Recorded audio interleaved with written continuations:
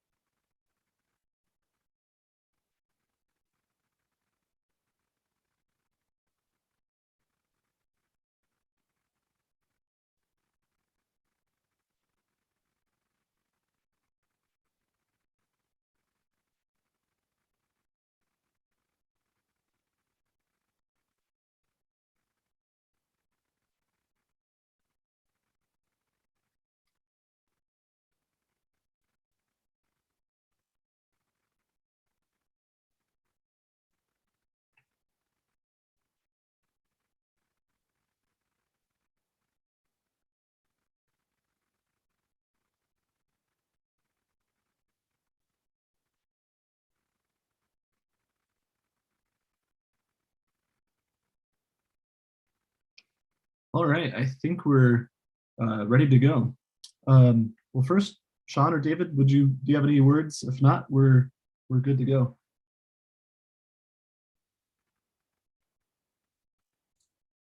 No, I'm set. Yeah, feel free to kick off. Okay, awesome.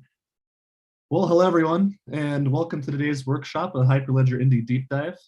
My name is James Schulte, and I'm Vice President of Business Development here at Indicio.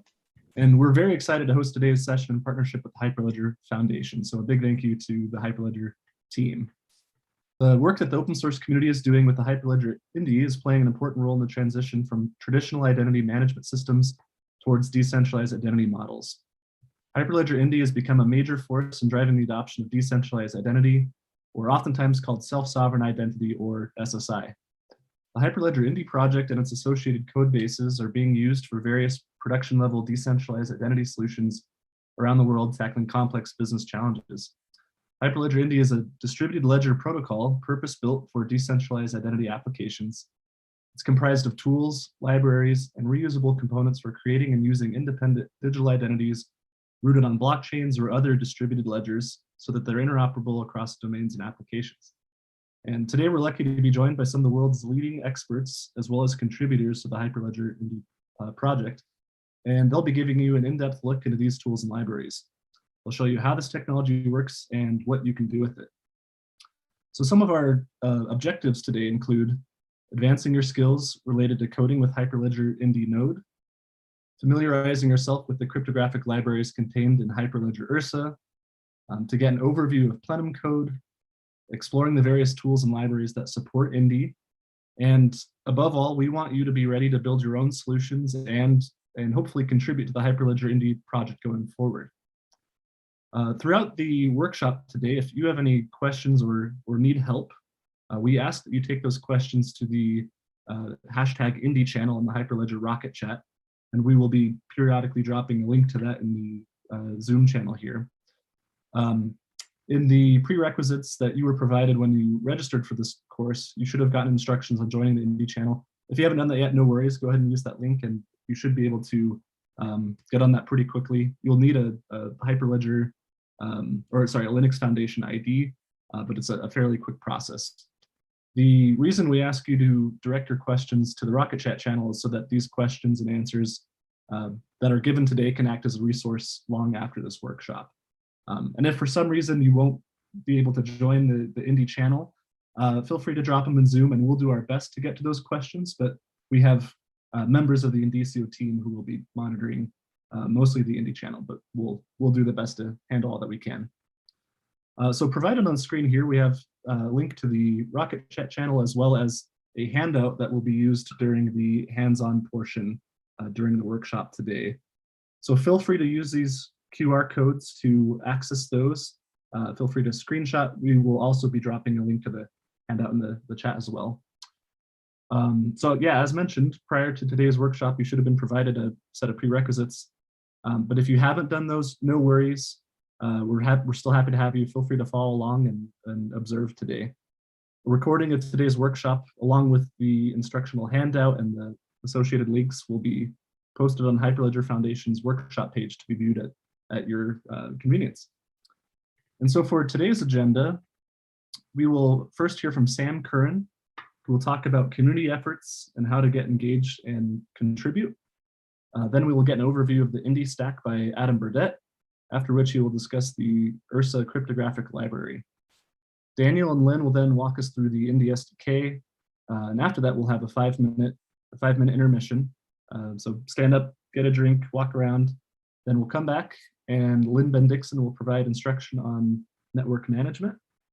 And then Adam will give an introduction to Plenum code. We'll have another 5-minute break. And then Adam will lead a hands-on portion regarding Indy Node code. And then we will conclude with Sam and Daniel discussing the future of Hyperledger Indy. So again, we're very excited to have you here today. We hope that this is a very valuable time for you and helps you in all the work that you're doing. And with that, I will go ahead and hand off to Sam Curran to discuss community. Thanks, James. We're glad that everyone is here.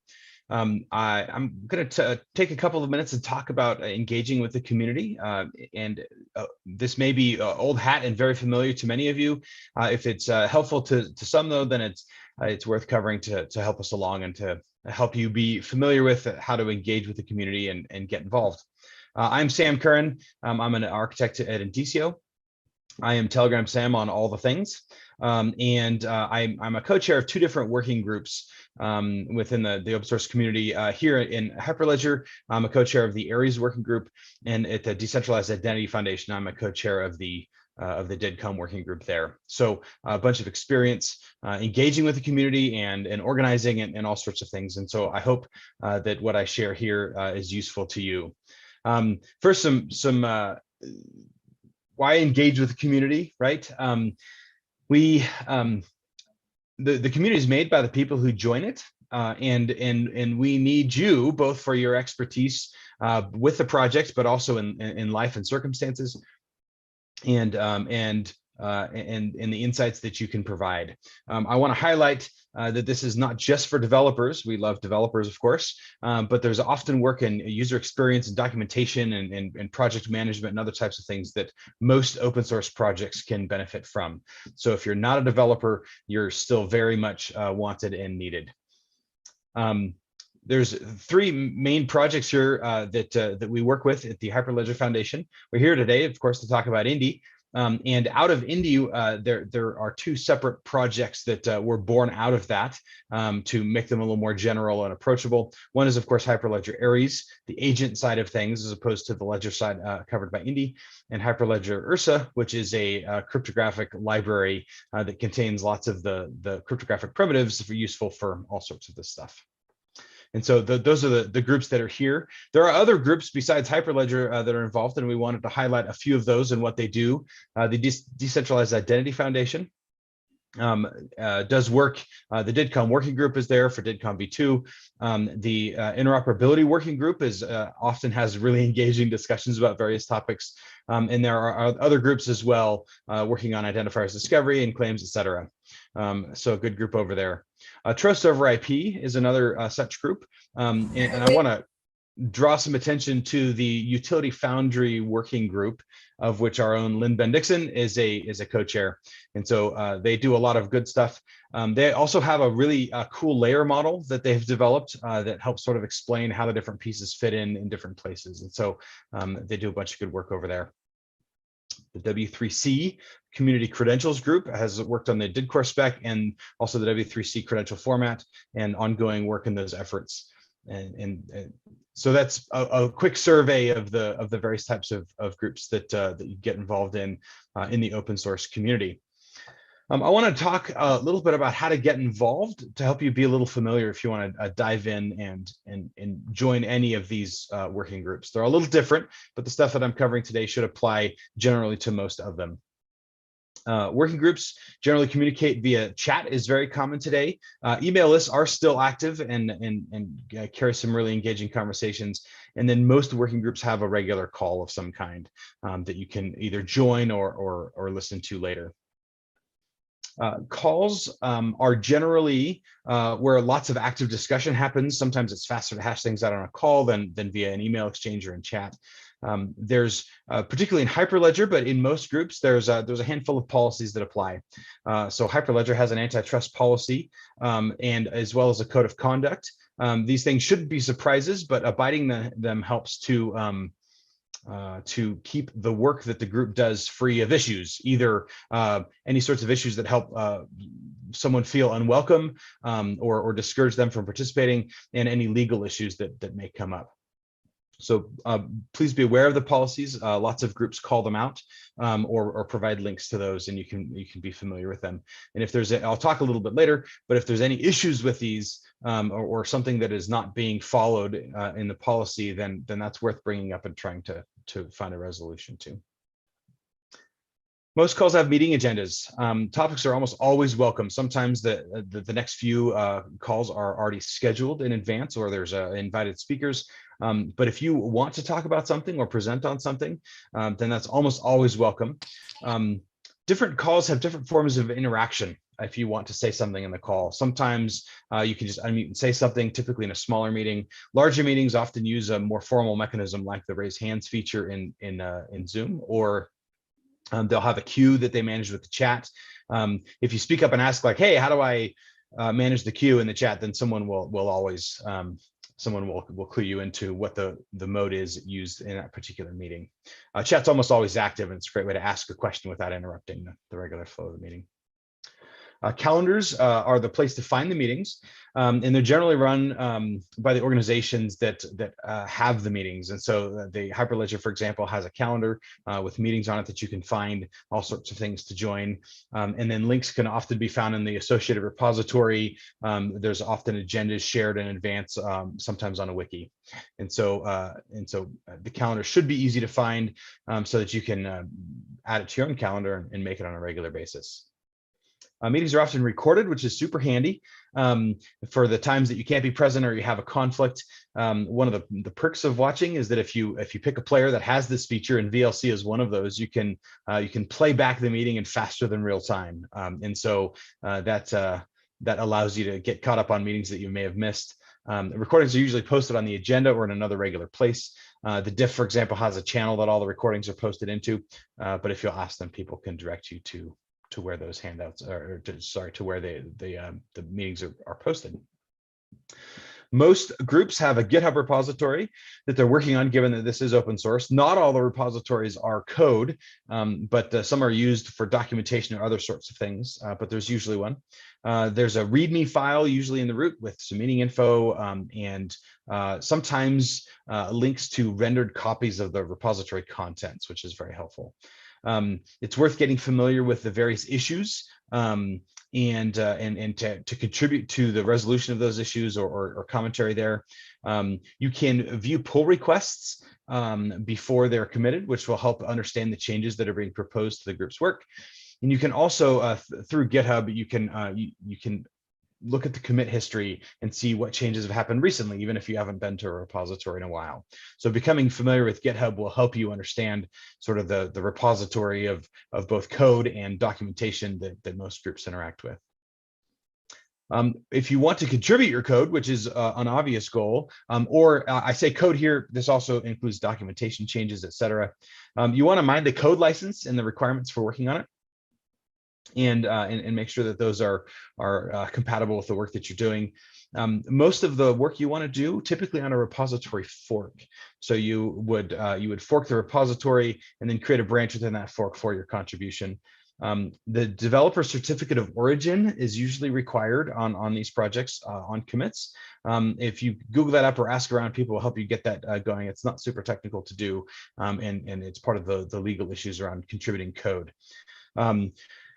Then after you've got your change made to your fork, you want to push it to your GitHub fork and then open a PR to the main branch on the original repository. And that makes it easier to update or adjust your PR so that you can, so that if there's any changes suggested by the community and discussion, it's easy to make.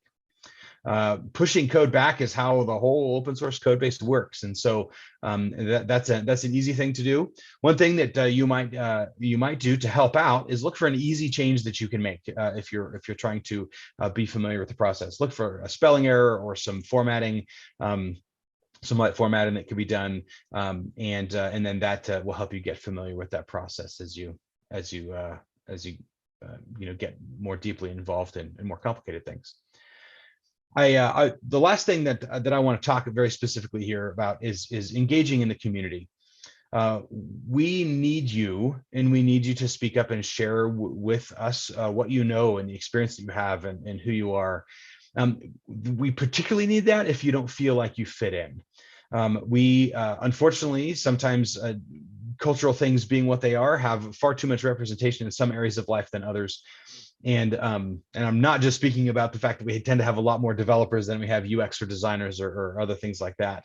Please be persistent with your contributions and patient with others. We've all got stresses in life, and we don't all handle things perfectly in the moment. And encourage you to try and stay and work through any issues that you might encounter. That is not an encouragement to put up with bad behavior. If there is bad behavior happening of any kind in groups, please engage the code of conduct and seek help from the leaders in the community and others around you to help resolve those issues so that the real work can go forward. We need you, and I hope that you will consider jumping in to the community in whatever form you think would be useful or helpful to you. And we hope that that turns out to be a great thing for you and helps build the communities in general. So that wraps up my my brief introduction to communities. With that, our next speaker is Adam Burdette, and I will go ahead and hang out on the Rocket Chat if you have questions about community, and I will be happy to answer any questions there or help you get started with stuff. Thanks a bunch. Thank you, Sam. You can see my slide, right? We can. Yep, okay, great. Not that has ever been wrong for me in the past. I'm Adam Burdette. I'm a software engineer for Indicio. I've been in the Indy Aries community for 3 years or so. Some of my original contributions have been in actually Indy Node. I helped with the rich schemas and the developments around those protocols and code.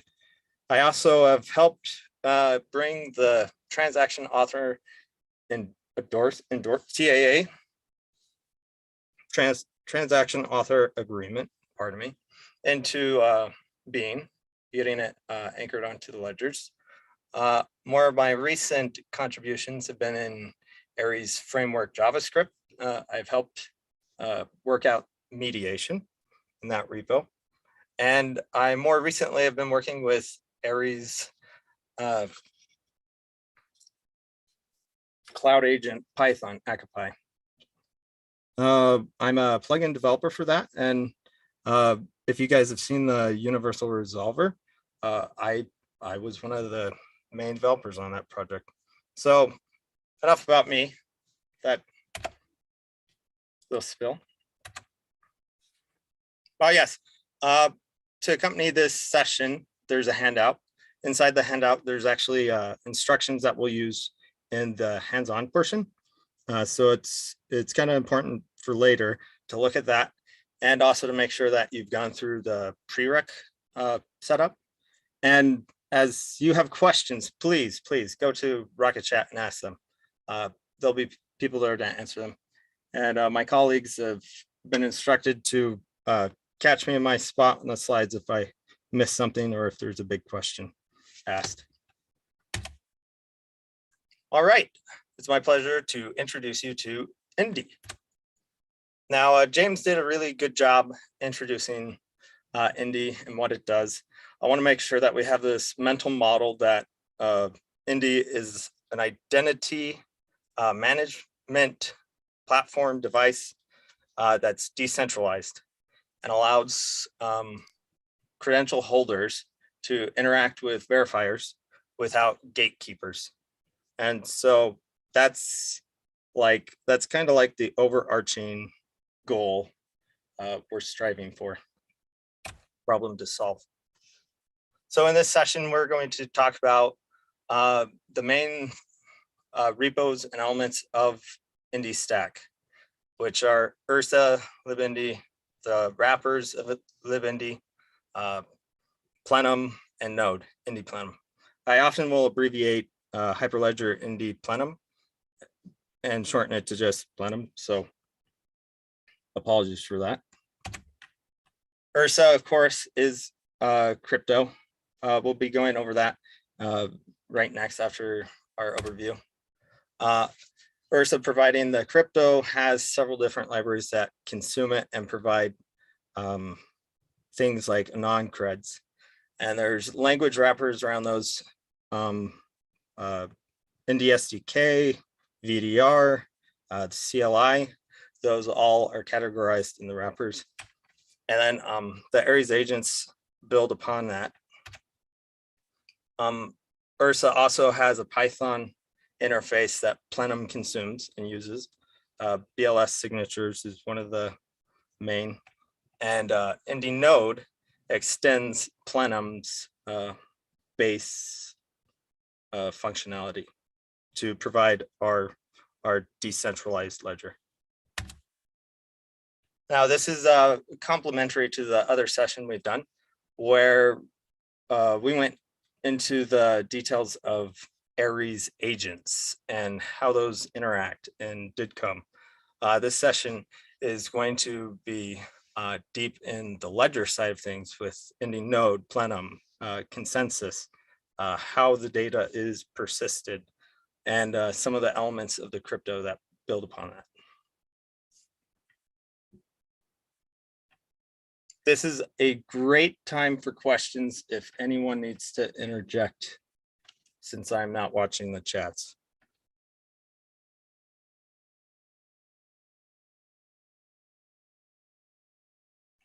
All right, I hope that's a good sign. We're going to talk about Ursa. I'm not a cryptographer, but we need to talk about this repo, and it's important to know it exists and what it provides, supports. Ursa was created because people in Hyperledger community realized that it would save time, effort, and improve our security if we all collaborated on our cryptographic code. Since cryptographic APIs are relatively straightforward to define, it would be possible for many different projects to utilize the same code without too much difficulty.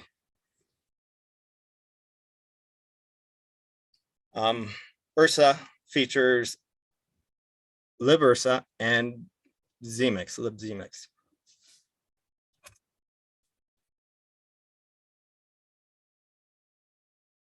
Ursa provides signatures, key agreements, and symmetrical encryption. We're going to go into some of those types that are supported.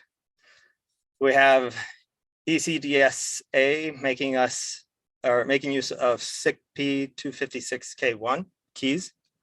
We also have the ED 25519 elliptic curve. These are the types most commonly used in Indy for the keys associated with DIDs.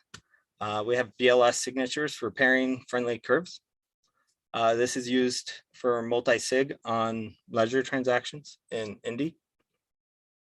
We have the CL signatures, which use RSA, which are the basis for non-creds.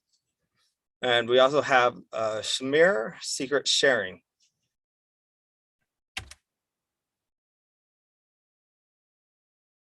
libUrsa supports key agreements using ECDH, the same SICP 256K1 and the X25519 elliptic curve. libUrsa also supports AES symmetric encryption and ChaCha20, which is the primary encryption algorithm used in DIDCOM v1.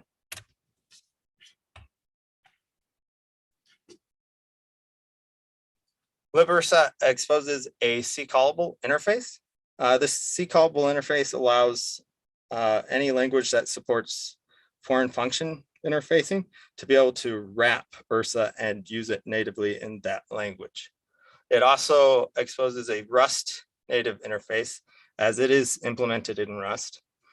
So Rust developers can consume the crates and use it natively as well. That big reason for that is the security features and benefits that Rust provide. There's different targets you can build Ursa for. Mobile, one of the ones notable to call out is WASM, WebAssembly. So if you want to go and play with Ursa in the browser, there's actually the possibility of that.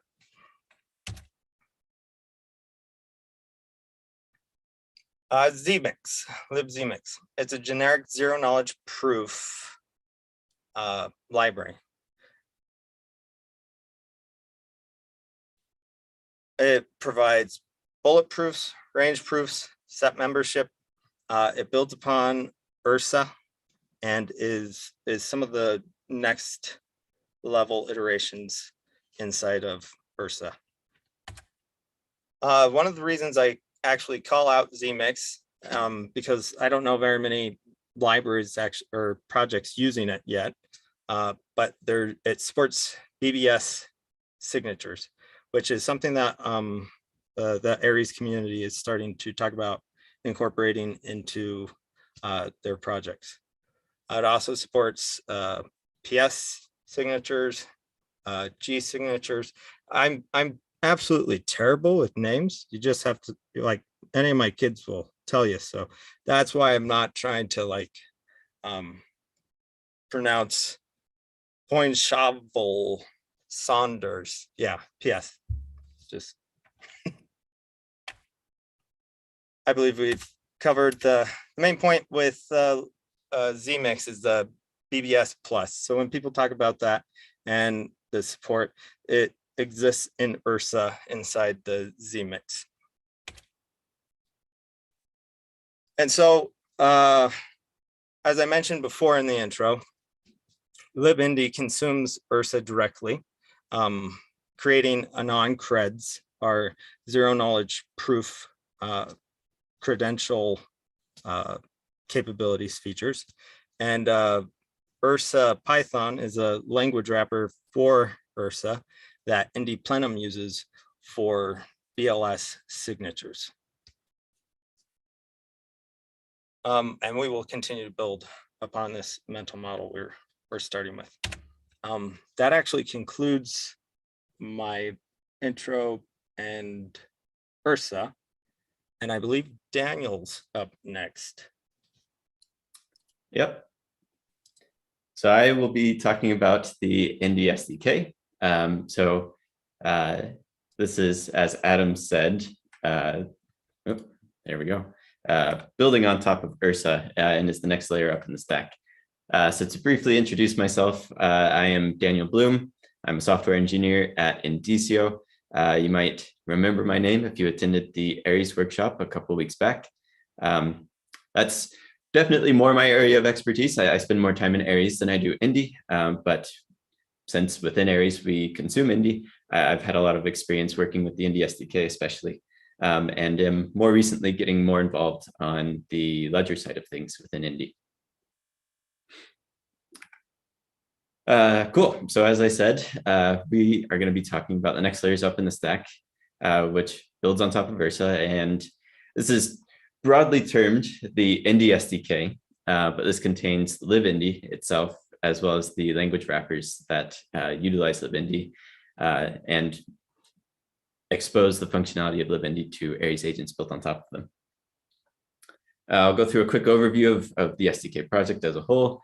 I'm also going to talk a little bit about the architecture of the Indy SDK. So if you want to get involved and start writing code, you have kind of your foot in the door in terms of understanding the project as it stands today. I will also talk about what we see coming down the line for the Indy SDK. So what we see the next evolution of the Indy SDK to be. And then Lynn will follow me with a brief discussion on the Ndcli. So in the Indy SDK, if you were to pull up the project repository right now and take a look at the folders that are in there, you'll see at least these three. There are several more, but these are the three I wanted to really focus on and call out.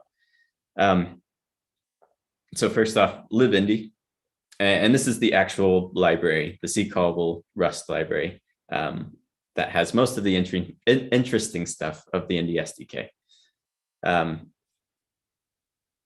The library is then consumed by wrappers, which are language-specific wrappers around that C-callable library.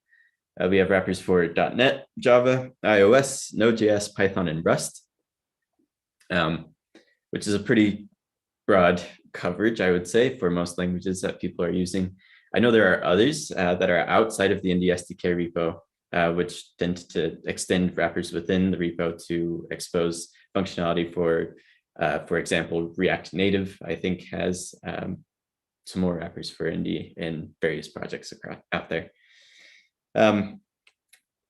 So to elaborate a little bit more on these wrappers, if you were to go and actually look at one of these wrappers, let's say Python. And even though it's the main point of interaction that your application will have with the libindy library, you are actually not going to find too much within those wrappers. It's pretty much just taking the idiomatic, Python call and transferring or converting that to what the C callable interface is expecting, and then pushing it down the C callable interface, and then waiting for the response, and then in a similar process, wrapping the response in an idiomatic way for the language itself.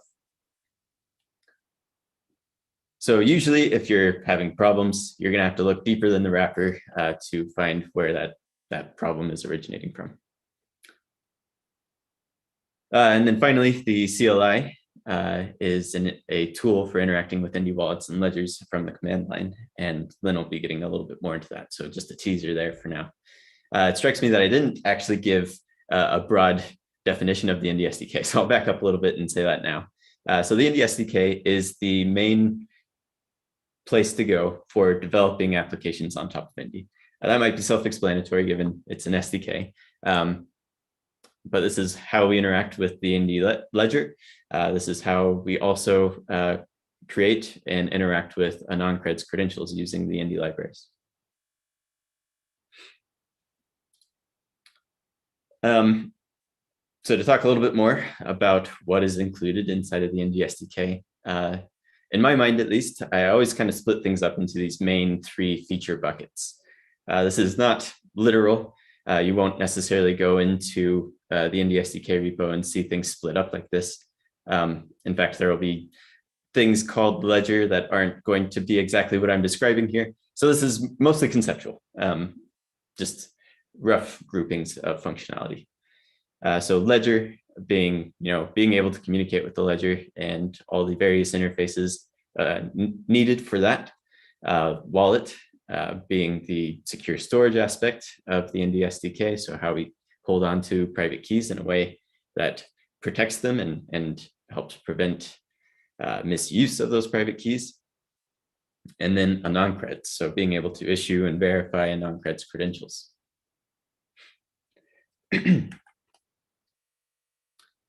The wallet, especially in my mind, bears a little bit more discussion here in terms of broadly what it is doing. So the Indy SDK wallet has been described as a software secure enclave. So it is the point at which keys are created and stored, and then it also serves as a hub for crypto operations, which need the private keys stored within the wallet. And this allows us to do really useful things like making sure that memory is zeroed out where a private key was previously stored without having to rely on the layers above the Indy SDK stack, where it's often more difficult to zero out memory to perform that. So the Indy SDK wallet helps us to keep private stuff private. More broadly, it's an interface for storing and recalling encrypted data to and from a database. So it's a layer in between the thing that needs to store stuff or recall stuff from the store and the actual database backend, which means that the backend is actually interchangeable. Currently, it supports SQLite and Postgres. SQLite is used most frequently for local deployments.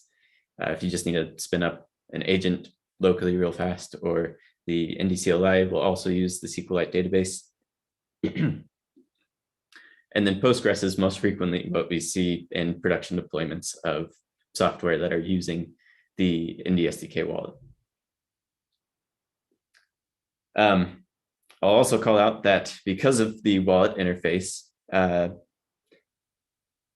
this means that the backend itself does not need to provide any encryption. The wallet is handling all of that for us. So what that also means is that if you were to go and inspect these database tables, you'd be able to see values in that table, but they'd be totally opaque.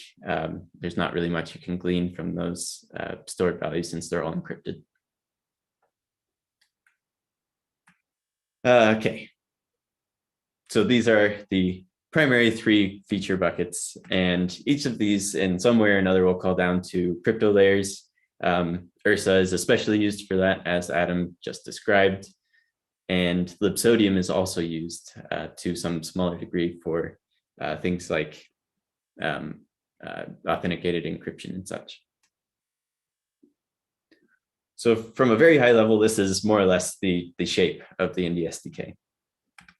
So what I'm going to do now is start drilling down into some of those feature buckets a little bit more and describing the actual components that you'll see within the Indy SDK repository. So starting off with the pool here. So the pool is more or less our entry point for all other ledger for all other ledger operations.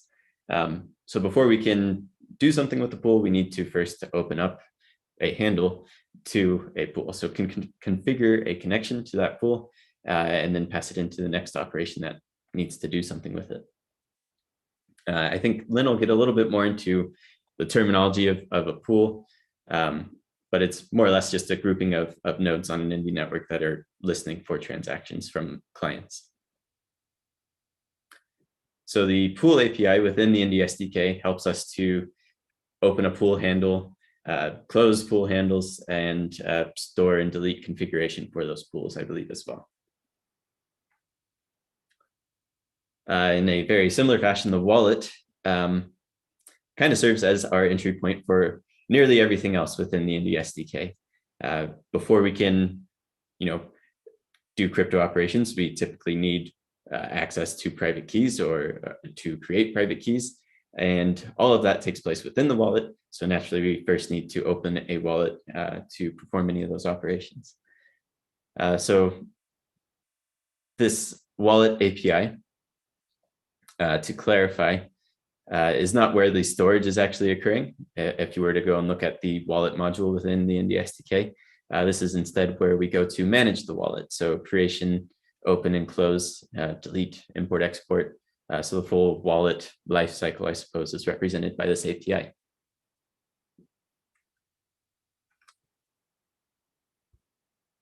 So next we've got the Ledger API.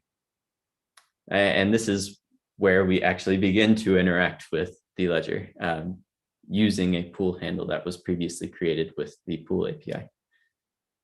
So the ledger module contains methods for signing and submitting a transaction to a pool. So more or less taking an already constructed transaction and then preparing it with the proper authorization and signatures and all that before pushing it to the Indy network. This module also contains builders for the various transactions on an Indy network, such as NIM, pool management, non-creds objects, and we'll get into a little bit more detail on those different transactions as we talk about Indy Node and Plenum and such. Excuse me. Within the Ledger API, we also have parsers for transaction responses. So when we submit a transaction to the ledger, the returning value is not binary. It's not an unreadable format. It's JSON formatted, in fact. So what these parsers are actually doing is transforming the ledger response into the format that is expected by other SDK APIs. So for example, if we pull a credential definition from the Indy network, the transaction response contains things like the state proof and other transaction metadata. And these are pieces that are not necessarily relevant when we're interacting with the credential definition from the non-creds API. So the parser for the cred-def will transform that ledger response into the expected object, which we then pass to a non-creds operations. DIDs. So this is the API within the Indy SDK, which allows us to create and store DIDs. There's also the ability to store other people's DIDs. So if we receive a DID in the process of establishing a connection with them, this API also allows us to store their quote unquote DID. I'll briefly call out, however, that this tends to be a less frequently used feature, their DID portion of it. and a different portion of the wallet, the non-secrets, which I'll talk about in just a minute, is more frequently used for this sort of metadata storage. Using the DID API, we can also perform key rotation of the keys associated with the DID. So, of course, very important when keys for a given DID are compromised, and then other APIs within the SDK allow us to publish that key rotation to the ledger if it's a public DID, or we would then engage in a protocol with our connection to inform them of the key rotation otherwise. The DID API also contains some helpers for storing and retrieving metadata about a DID. For instance, if you'd like to keep track of which DIDs have been posted to a ledger, you could decorate them with this metadata and store it in the wallet for later recall. And then there are, of course, a few other miscellaneous helpers available within the DID API for interacting with these DIDs.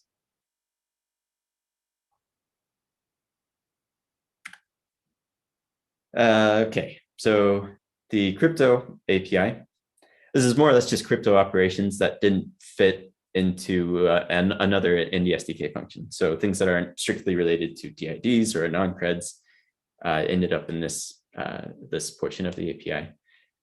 So using this API, we can create a key that is not associated with a DID if we just need a bare key. It also allows us to sign and verify arbitrary data or messages. And then DIDCOM message packing and unpacking is also contained within this API. Both of these, the sign and verify and DIDCOM message packing, are of course very frequently used within the agent ecosystem built on top of the Indy ecosystem.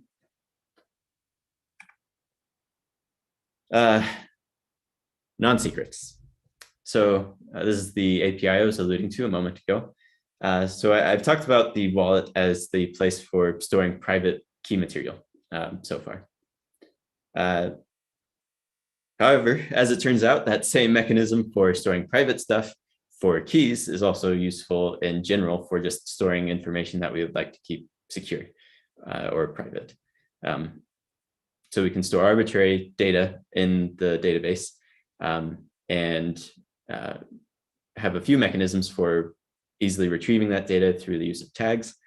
But this allows us to do things like storing DIDCOM connection metadata as arbitrary records within a secure data store. I will call out that the non-secrets API is not necessarily something that we should be using for just all application data. It should still really be just for information that is sensitive, such as the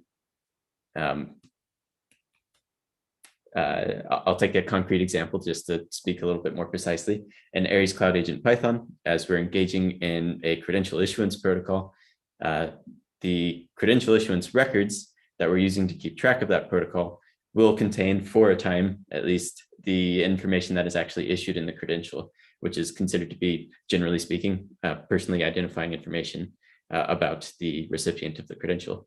So that would naturally be something that we would want to store securely and certainly never store in plain text anywhere.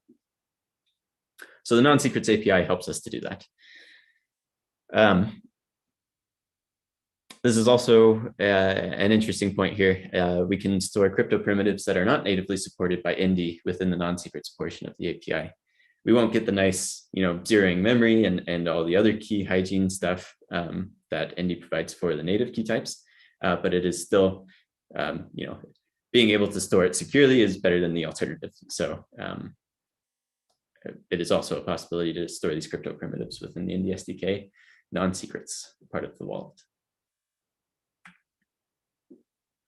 And then the last API I'll call out here for now is the non-creds API. So if you participated in our workshop a couple of weeks back, we went pretty in depth on the process of issuing and verifying a credential using Aries. I will encourage you to review that workshop or if you were participating, I guess, for more details on like the nuts and bolts of non-creds and issuance and verification and such. But the Indy SDK API is ultimately what exposes the primitives that we need to do that within the Aries ecosystem. for non-creds. So schema creation. This is the actual values that will ultimately be published to the ledger. So the non-creds API does the local creation, and then we pass it off to the ledger API for the actual process of submitting to the ledger. Credential definition. This one's a little bit more interesting than schemas because in order to create a credential definition, you actually need to create a set of keys for each attribute that will be contained within the credentials issued from that definition. So all those private key material and the public key identifiers for them are stored within the wallet through the non-creds API.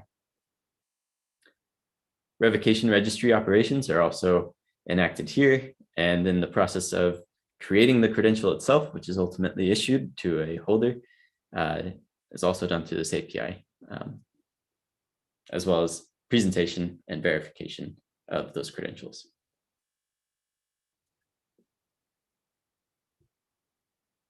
Okay. So this is a diagram pulled directly from the Indy SDK documentation, which is found within the repo. If you navigate there, there's a docs section. This is an overview of the architecture itself, so less abstractly as I've been talking about it, and more what you'll actually see in the repo in the Rust library. So we've talked about the wrapper layer. It just calls the C-callable API and processes the responses and turns them into an idiomatic response for that language. The C-callable API is then the first Rust code on the other side of that foreign function interface. This receives the data from the wrapper and begins the process of marshaling that data to the native representation for the libindy library.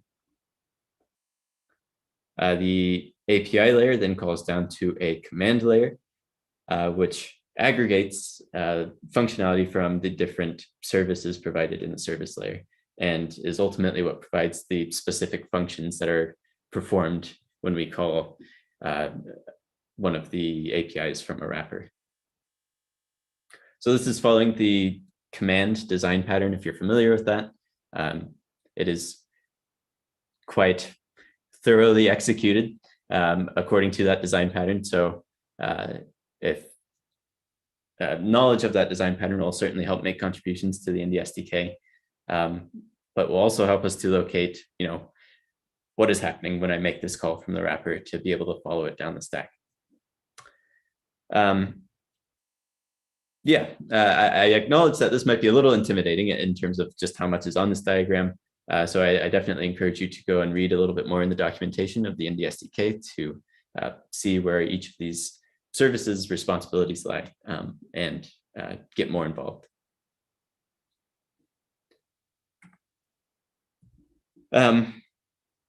So the future of the Indy SDK. So as I described, we have these main buckets of functionality: ledger, wallet, the non-creds, and then crypto provided by Ursa. This has served us well to have all of this within the same repository, the Indy SDK.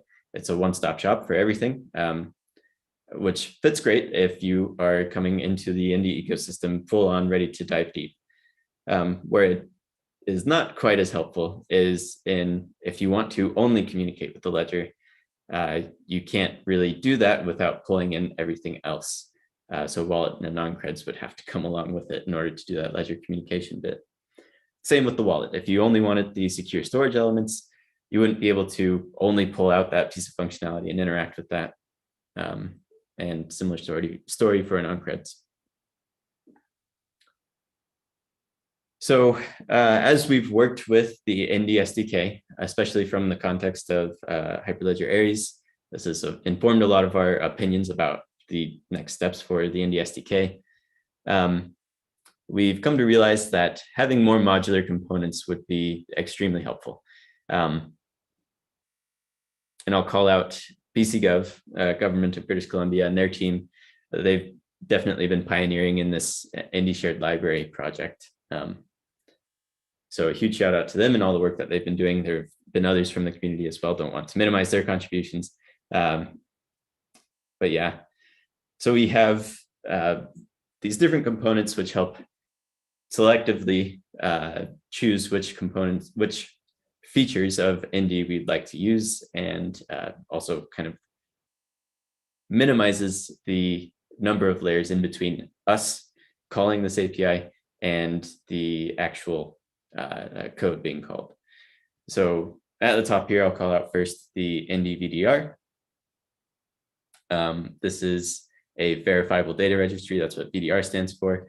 And this is more or less the ledger communication feature bucket that I've called out. That is self-contained within the Indy VDR as an individually usable component. We also have the Indy Shared RS project. This is a collection of smaller libraries which are independently buildable. Ndcli is the main one that I'd like to call out here, and this adds or implements the Ndcli portion, or the Ndcli feature bucket that I called out. We also have data types, which has the type definitions for schemas and credential definitions and such. Some utilities for working with binary data encodings and working with Ursa crypto, and some test utilities as well. So that kind of leaves the last component that we haven't talked about already, which is Aries Ascar, or the wallet feature bucket. So this is migrated from being an Indy component to something that's just generally within Aries. And this is a secure storage library, which is very heavily inspired by the Indy SDK wallet. So it behaves similarly in that, it helps us store secrets and also non-secrets. So just arbitrary data that we'd like to keep secure. But it also presents a slightly more permissive approach to granting access to secrets. Within the Hyperledger Aries community, especially, we find that we need to sometimes work ahead of the underlying crypto libraries and the support that they provide for different key types, different crypto suites, and implement them directly within Aries before we ultimately push those stabilized crypto protocols down to the layers below. So having access to secrets when it makes sense to do so, as long as we're keeping private key hygiene as a priority in that process, opens a lot of doors for being able to quickly revision on the crypto protocols used within Aries. And this last one here, probably one of the biggest reasons to actually migrate to Ascar today is that it brings with it pretty significant performance improvements. I don't necessarily have numbers right in front of me, but anecdotally, it's so fast that people are actually experiencing problems with the speed, and their older systems that were geared to the speed of Indy SDK not being able to keep up. So Aries Ascar, we're really excited about both the performance improvements as well as the improved API and access to secrets as we go forward within the Aries ecosystem.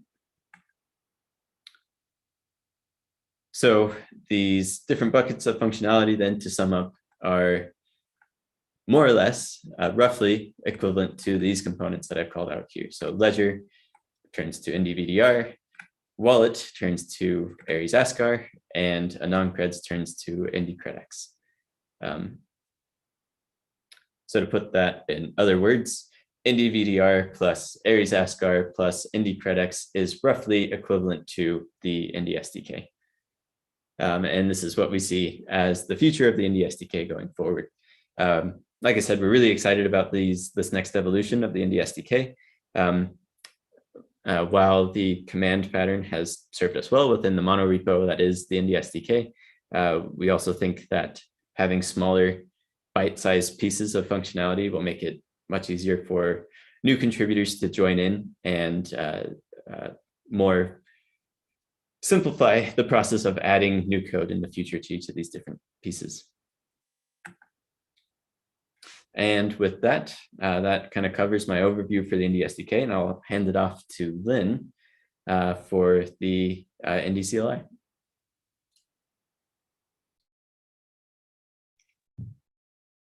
Thanks, Daniel. My name is Lynn Bennickson. I'm the Director of Network Operations at Indicio, and you can find me at Lynn Bennickson on almost all the chat places that you can find in the community. And as Sam mentioned earlier, I just recently got named as the co-chair of the Trust over IP Utility Foundry Working Group. That working group is one that helps to create standards for public utilities and help give resources and stuff for people who would like to create their own public utilities. So we can also help with private utilities and that sort of thing, but that's what the Utility Foundry Working Group does at the TOIP. I've been working in SSI, decentralized identity, for about 3.5 years now. I started helping with the sovereign networks, and now I'm helping Indicio do the same thing, build and manage public and private networks. Is kind of what I do in as my main operation at Indicio. So that's me. Essentially one of the experts in the field of Indy networks. So the purpose of what I'm going to do here today is tell you a little bit more about the Ndcli first, and then we'll have a break, and then I'll move into some more in-depth stuff. But the reason that we're going to go into a little bit about the Ndcli is to give you some of the background and information that you need to be able to understand better how the whole network works and what part the users play and how to manage Indy nodes and manage an Indy network. Those things are important if you're going to know anything about Indy node and how it works. So we're giving you these preliminary background information essentially to help you understand where we're coming from, and we're trying to do it in a good order, but feel free to ask questions if there's still things that are confusing, and we'll plow forward here as best we can. Let's see if I can. Okay, so the Ndcli, Daniel mentioned it several times, and he kind of gave you the preview stuff. This link here just kind of shows that the Indy SDK repo, we're going to just zap over here, has a directory called CLI in it. We talked about some of these other things in here. I think they talked about libindy a little bit, but this Indy SDK repo includes a command line interface for us to be able to access the networks, and it has a bunch of tools that allow us to access the network and manage it, do the administrative stuff. So it's mostly a GUI tool, a text-based tool, not a GUI tool. You can make GUI tools and use the SDK to build those things, but the tool that comes with it is just text-based. So, and it's not too hard to use, and it's pretty easy to install. And I'm not gonna follow this link here. We'll just refer you to once again to the handout. I believe this the link is in the handout. The installation is pretty simple, and if you go to the presentation that we did, I included a link to that as an answer to one of Marius's question in the chat.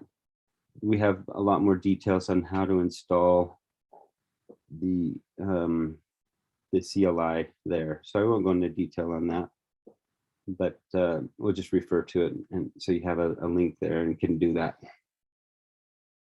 Before we get into explaining very much about what the CLI does, one of the first things that you do after you've installed the CLI is you download a Genesis file. And in this case, it's a pool Genesis file, and it's the thing that's used to connect you to the network. All the clients need to use that file to connect to the network. And so I'm going to tell you a little bit about what a Genesis files is. They are the files that are created before a network is instantiated. And they include the pool Genesis file includes the information about the first nodes that are joined in the network. Usually when I create a network, I just do 4 because that's kind of the minimum. And so I do 4 nodes in the Genesis file. And that means that, we don't have a lot of them that we have to deal with. And then you can add more nodes to a network later. So I create it with a minimum number and then add more nodes later, because the Genesis nodes are ones that really need to stay there for the life of the network. The file that you create containing these informations are the files that that kind of jumpstart the beginning of a new network.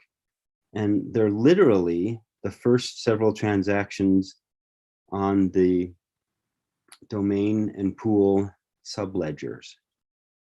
So I keep saying some terminology, things that might be difficult to understand because we kind of interchange some of the words. So let me take just a minute and tell you that a lot of the slides that we have today will refer to connecting to the ledger or connecting to the network. And when we say those 2 words, we pretty much mean the same thing. The ledger is the network, and the ledger is a compilation of many subledgers. The 2 main ones being the pool ledger, which is a list of all of the nodes that are in the pool or the network, right? These terminologies, we kind of use them and interchange them, and hopefully you can get used to it as we talk about it and understand what we're saying. But feel free to ask again in the chat or on the Indy Rocket chat and we can help you understand it a little better if it's confusing. So the Genesis files are static. When you add a node to a ledger, you don't change the Genesis file. The Genesis file will stay the same throughout the life of the ledger in most cases. So when you want to reset the ledger, sometimes you can change the Genesis files, but that means everything goes away and you start over, because ledgers are immutable. That's the whole nature of what we do, is make it so that you can't change what's on there. You can change the status of some things by adding new transactions later, but these first couple transactions, the Genesis files, they just stay the same all the time. So hopefully that helps give you at least a start to what Genesis files are. And I've seen some people ask questions and be a little confused, and that's why I'm taking a minute to try and help everyone understand what a Genesis file is and what it's used for here.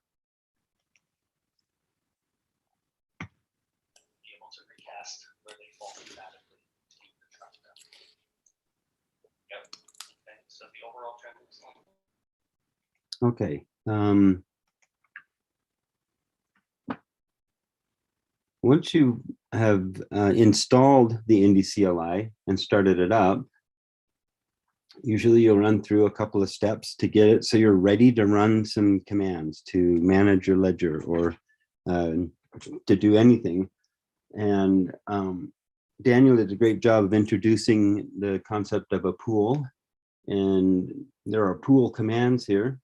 But just a quick little note here: when you say pool create, you're not creating a new pool. The network was created by somebody else. You're creating in the case of the Ndcli, you're creating a handle to that pool. Again, as Daniel mentioned. So these pool commands, it says create, and it maybe should be a little more clear, but you're creating a handle so that you can connect to an existing network or pool. So where a pool is just again, a group of nodes working together in a network. So you run these commands to create a pool. This is the Genesis file that I was talking about. Usually you can download that from a network somewhere. And I'll show you where an example of some of those files in a little bit later. the if you're running your Indy CLI from a place where this isn't, then you need to put the whole path here. So you might need the whole path to this Genesis file. Just a couple of little gotchas as we go along here. The wallet command is this key here is really just a password for your local wallet. This wallet creates a place to store your DIDs and your keys for those DIDs and other things like schemas and credential definitions and those sorts of things. All the keys for those things will be in your local wallet. So you need to be careful that you either back that up or keep track of those keys in a way that you don't lose them. The private keys are only in the wallet where you create them. They don't exist on the ledger, so you won't be able to get them back if you lose your whole system and haven't backed it up. So there's a little gotcha on that one. Make sure you have a backup of your wallets as you create them. So once you've created a pool and opened up your wallet or connected to a pool and opened up a wallet, then you need to put some DIDs in it. And so this is the command for creating a new DID. And I added the seed command on this one, unlike the last presentation I did, because this seed is what allows you, it's a 32 character seed that allows you to put the same DID into different wallets. So if you're like if you're a company that is a steward and you have you're the main node operator and you have a backup node operator, and both of you need this, you can both use the same seed for your steward DID and both of you manage your own node, for example. So we'll get more into what a steward is and trustees and that sort of thing in just a little bit also. So don't worry about that. And then to be able to do any of the commands on the ledger, you need to use that DID or activate it. That's what the use thing means, is to make it so that that DID is now the active DID and you're using that to do your commands on the ledger. And I think that's it for a good start here. We're ready for a little break. My watch says 10 after the hour. Should we come back at 20 after? What do you think, James? I think 15 after would be good, unless there's any objections to that, if people need more time. Let's do 15 after the hour. Thanks, everybody. We'll see you in 5 minutes.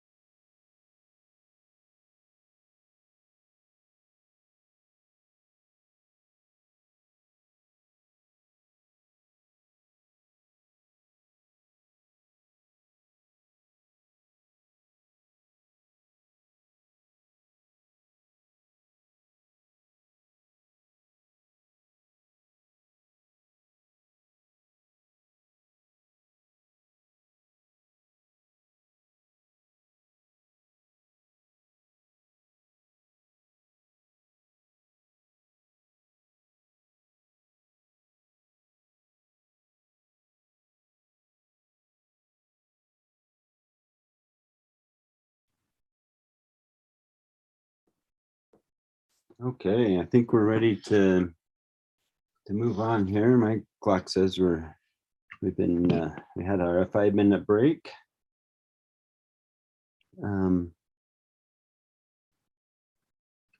So we will just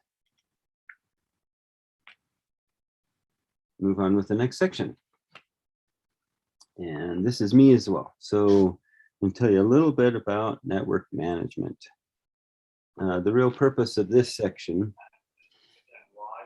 is to give a rough overview of how network is configured and managed so that you can have a little bit more background, again, like I said before, about how the network works before we start digging a little deeper into Indy Node stuff. So this is the kind of the overview slide where we'll have a little conversation about each one of these parts. We'll talk about configuration and maintenance, and we'll start with why we need network management.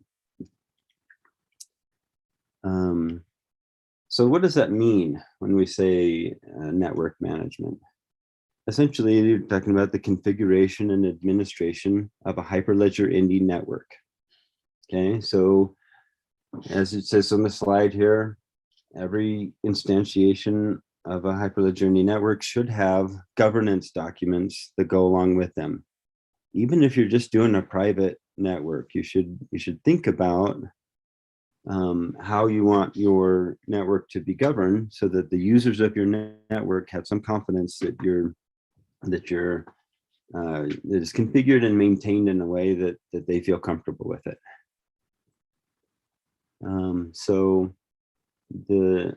And then I'll just mention here, you probably already read the slide, but the default setup doesn't really match the governance frameworks that people make up.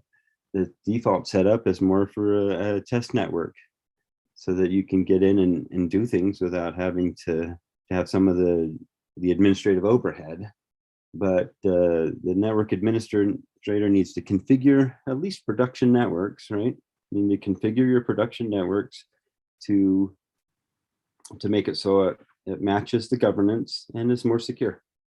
And we'll dig into what that means here as we go along. So before we dig in too much further, we need to talk a little bit about the roles. I'll refer you to a previous training where we talk a little bit more about roles and go into a lot of detail, but here we'll cover just kind of a high level, and then hopefully it's enough here that we can continue on without spending a lot of time on it. But at a high level here, the trustees are the administrators of the network.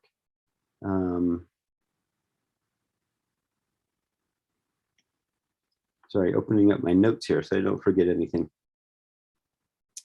The trustee role runs all of the administrative type transactions for the ledger. They do the node management, the NIM management. NIM, that's another one of those words we use because that's what it's called on the ledger itself, and those are the commands we use, but those are essentially DIDs. So NIM and DID are interchangeable terminology-wise. So also they changed the Auth Rules. We'll talk about Auth Rules in just a minute and a lot of detail. And then they also manage the transaction author agreement. That's what the trustees are responsible for. And then, and usually it takes multiple trustees to do those actions. Next on here is the steward. Oh, I forgot to mention the roles on the network are these ones, right? These are the roles that exist. You can actually set up your auth rules to make it so that each one of these is different, right? The way the auth rules are set up, the authentication rules determines what these roles can and can't do. So you can, everything that I'm saying here about what these roles are the roles these names have on in the governance frameworks that are the ones that I'm most familiar with. So the sovereign and Indicio governance frameworks are the way that I'm talking about these roles. And again, you can set them up however you want. It's a configurable for the most part. Maybe not entirely, but the things that these guys can do is determined by auth rules, and we'll talk about that more in just a minute. But on the governance frameworks that I deal with, the steward only deals with his own node. He can add or remove his own node from the network, and look at the what's called validator info for his node. Another name for a node is a validator, because they do the validation, like we just talked about earlier, for consensus. And then they can add one or more network monitors to help them manage their node and monitor it, make sure everything's up and good. So that's what a steward does. It was more powerful early on, and it's more powerful on test nets by default, but this is the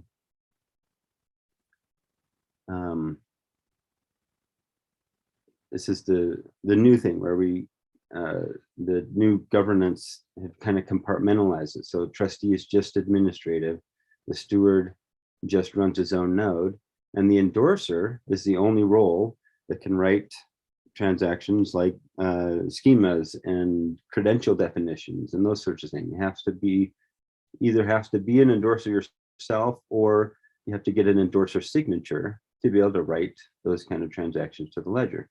And then the author, I have that in quotes here because there's really no role on the network that matches that, but we call it an author outside of the network. And that means it's actually no role on the network. Role equals blank. And they can build ID transactions and then have the endorser sign them. They still have to have their DID on the ledger in the no role thing, but they can't actually write the transactions without an endorser signature. And then the network monitor role, I kind of mentioned that all they can do is get node information. They can't do as much as a steward does with adding and removing nodes. They just get information about the current status. So I saw a question in the chat that says, what is validator node? Remember when we were talking about a pool? Thanks for the question, by the way. That's an excellent question.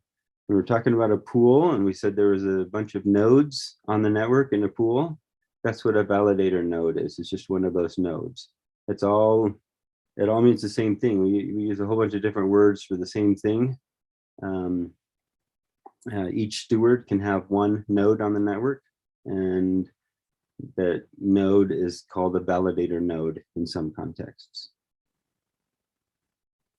Hopefully that answers that question, makes it more clear. The terminology, like I said, is not, we use a whole bunch of different terms to mean the same things, and that's what that is the word validator is just another word for node. And validator node is putting them both together. Okay, so now that we have a little bit of background on what the roles are, we can start talking about what some of the things that the trustee can do and the actions that they can perform and the configurations that they need to do, right? So one of the first things that a trustee should do on a public production network is to build what's called a transaction author agreement, or TAA. Actually, the trustees build it, and then and it becomes part of the governance framework, as it says down here, and they create this huge long thing written in kind of a legalese style of language. It's kind of it's like a EULA, like an end user license agreement almost, and it sits on the ledger. And the point of it is to help people to realize that there is a governance framework in place, and we don't want you to write anything illegal or any PII, or sorry, any personally identifiable information, or PHI, anything private like that shouldn't go on the network. And part of the TAA is agreeing to that and agreeing to not write anything illegal. And so essentially when a network has this transaction author agreement set up on it and then enforced, then every time you want to write to the network, you have to do some level of agreeing to it. And then the way you agree to it is also has to be written to the ledger. The possible ways of agreeing to it are in the acceptance mechanism list, or AML. So this AML is also part of some of the governance documents. It should be public and people should know what those acceptance mechanisms are. And this is just literally a list of the approved ways that you can accept the transaction author agreement. So let's see if we can show you an example of that. I'm going to try and pull that up here so you can see what we're talking about. Okay, earlier I mentioned that I was going to show you where the Genesis files were, and that's here for the Indicio networks. We have a place on GitHub where we store that. But right now we're talking about the TAA and the transaction author agreement. There's 2 steps to setting that up on your network. And the first one is to build and post this acceptance mechanism list. And so we'll just show you what one of those looks like. Up here at the top is the basic thing that goes on the network, so you can see what it is. And then it gives you, in this document, it gives you some of the descriptions about what each one of those is. And we don't have time to go through all of this. I'm pretty sure I put something like this into the handout, so you can go have a look and peruse it on your own time. What I will say quickly is that usually in the Indy CLI, we use 4 session. So right when you start up your Indy CLI and you connect to a pool, it will, if you have this 4 session thing set up in your config file for Indy CLI, then it will show you the TAA and then ask if you want to agree to it or not. So the Indy CLI has a way in it. So every time you connect to a ledger that you might start writing to, you've agreed to it for the whole session and you just have to agree to it once.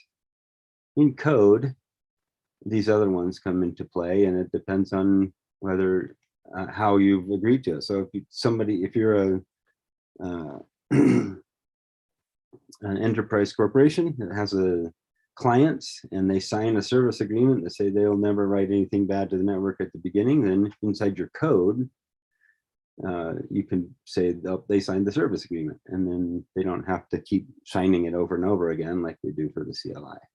So that's just a small example of that. So, and then I'll show you the TAA here really quick. Hoorah!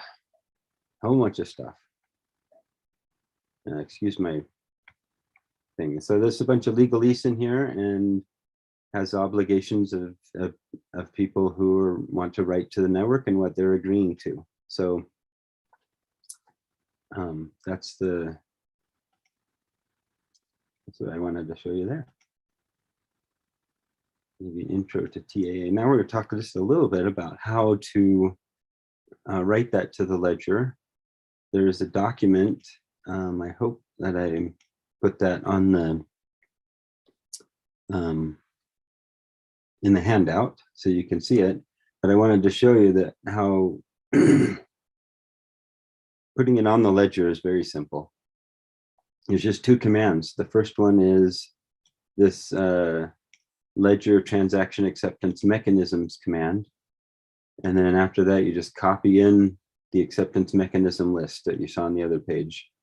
And then you give it a version number and something else. So this document makes it super easy because you can just cut and paste this kind of stuff, and it has this context here where it actually gets that exact file from, or it has a link to the that file I was showing you in GitHub. So that's what this contexting is here. And then to add the transaction author agreement, first you download it and then say file equals, because it's too huge to actually copy in like this other one.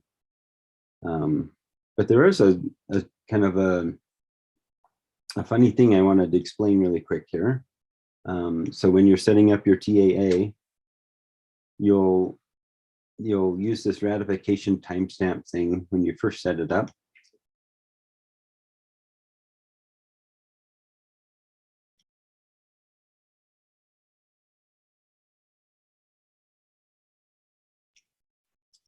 Sorry, I needed a quick drink break there.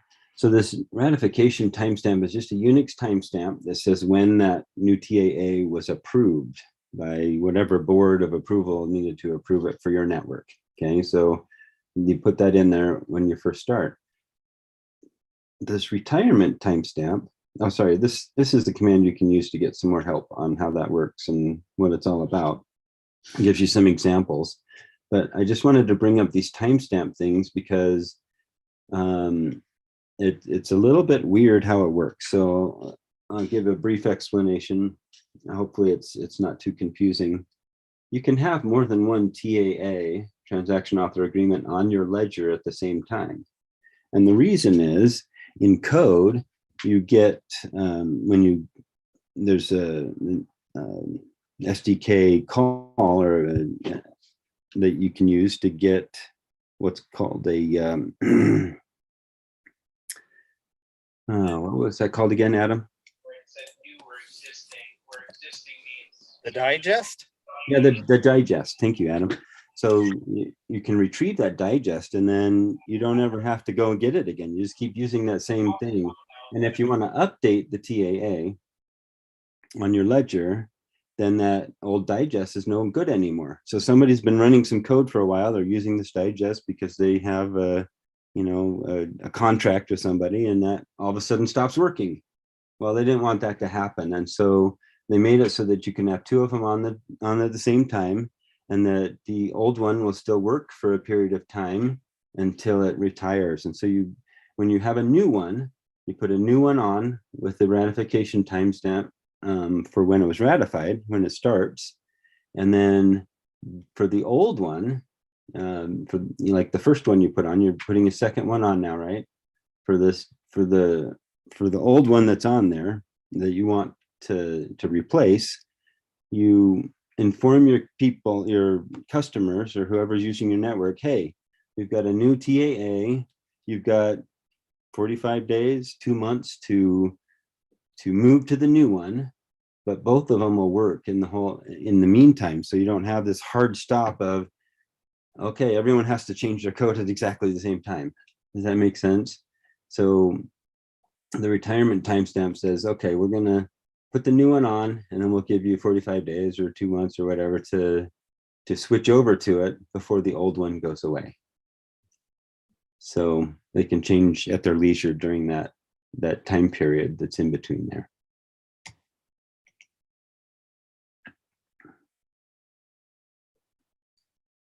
Okay. The next thing we need to talk a little bit about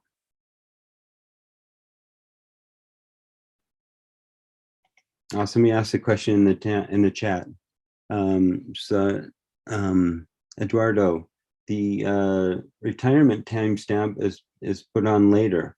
You'll rerun the same command so when you first put the transaction author agreement on it, when you already have a new one on. So you put your new one on, the second, say we have, you put the first one on and you save the command that you used when you did it, and then run that same command and add retirement timestamp on it after you put the second one on the ledger. Does that make more sense? So you don't know the retirement timestamp when you first do it. You don't know that when you're ever going to change it, but you'll rerun the initial command to put it on the ledger with a retirement timestamp on it to add that to it later.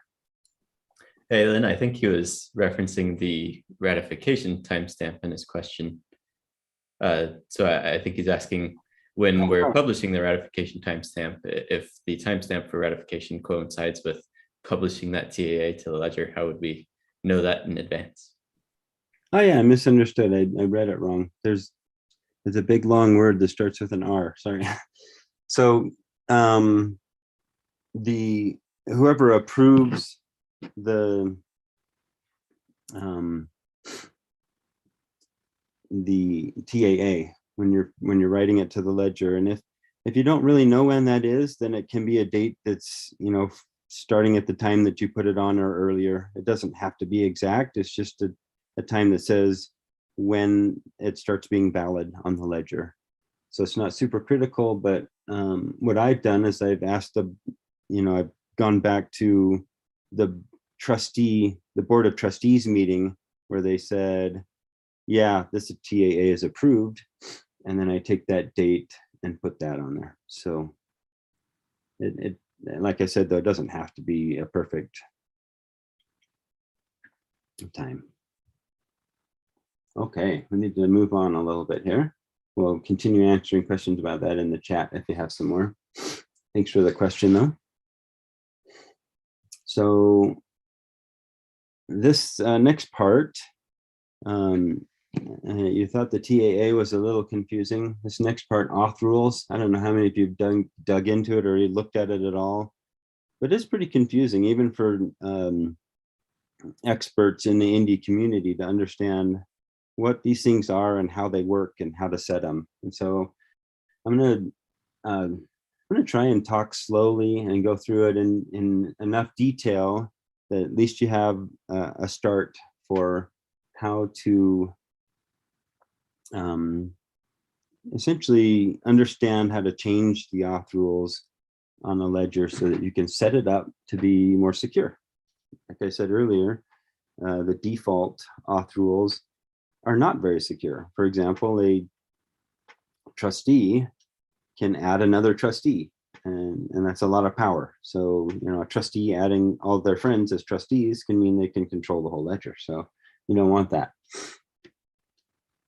You want it to be more signatures than just one trustee to be able to do things. And that's what Auth Rules does for you. It tells you how many signatures are needed, right here it is, for every possible transaction that's on the network. Okay, the Auth Rules that you set up should be based on what you see in the governance framework for your network.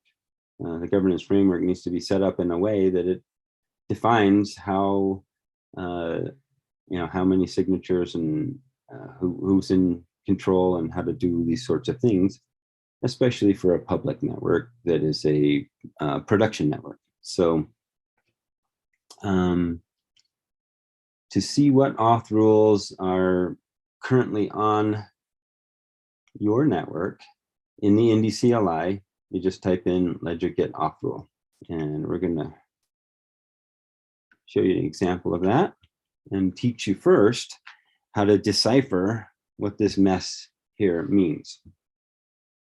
At first, it seems a little bit easy, like pretty easy to understand, but how to read this is, and to compare this to the other lines underneath it are not as simple. So I'll go over it in detail here, and then we'll look at some more of them and look at the differences and hopefully help you to understand a little bit better.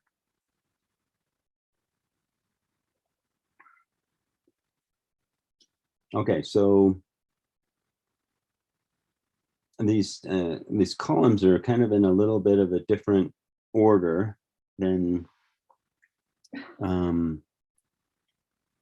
the way that you would read in English what is going on here.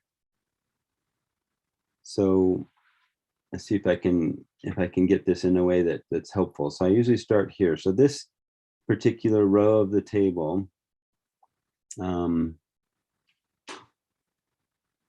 I need to mention again that each row of the table corresponds to a command that can be written on the ledger, a command of an away or a specific writing of something to the ledger. And each row is a different one, and there's 50 some odd rows, and that's all the ones you can do. You can't go and add to the Auth Rules table, for example. Some of you may have seen online that there's an Auth Rules table, and it feels like, oh, I want to add a new Auth Rule. Well, unless you go and change the code and make it so there's a different way to add something else, then there isn't any more things. And so when you when you change one of the Auth Rules, you don't add any Auth Rules, we just change them. When you change one of the Auth Rules to adjust how many signatures it requires for that action, these first 5 rows here are static. You just put all of those on the command line, and then this is the thing that you're changing, the constraint for that particular command. Okay, so each command is depicted by using these 5 different values for it. So this first one here, we're trying to add a nym, which is a did. Again, we're trying to add a did with a roll of 0. And what is 0? Well, I should have put it in, and I'll add it later to the handout. 0 is a trustee. So this row is add a new trustee to the network. And this old value is dash here, and in the command, you'll see later that that'll become a star, because if you're adding a new one, using the add command, it doesn't exist. It's not there right now. So we're going to add a did to the ledger, and that did is going to be a trustee. How many signatures does it take, and what kind of signatures does it take to do that is what's in this constraint field over here. And whether you need to be the owner of that thing that you're changing. And so for that command right now, it requires 1 trustee signature on the Indicio testnet. That's what ITN is here. This is the one I got onto to show the example, was our Indicio testnet. And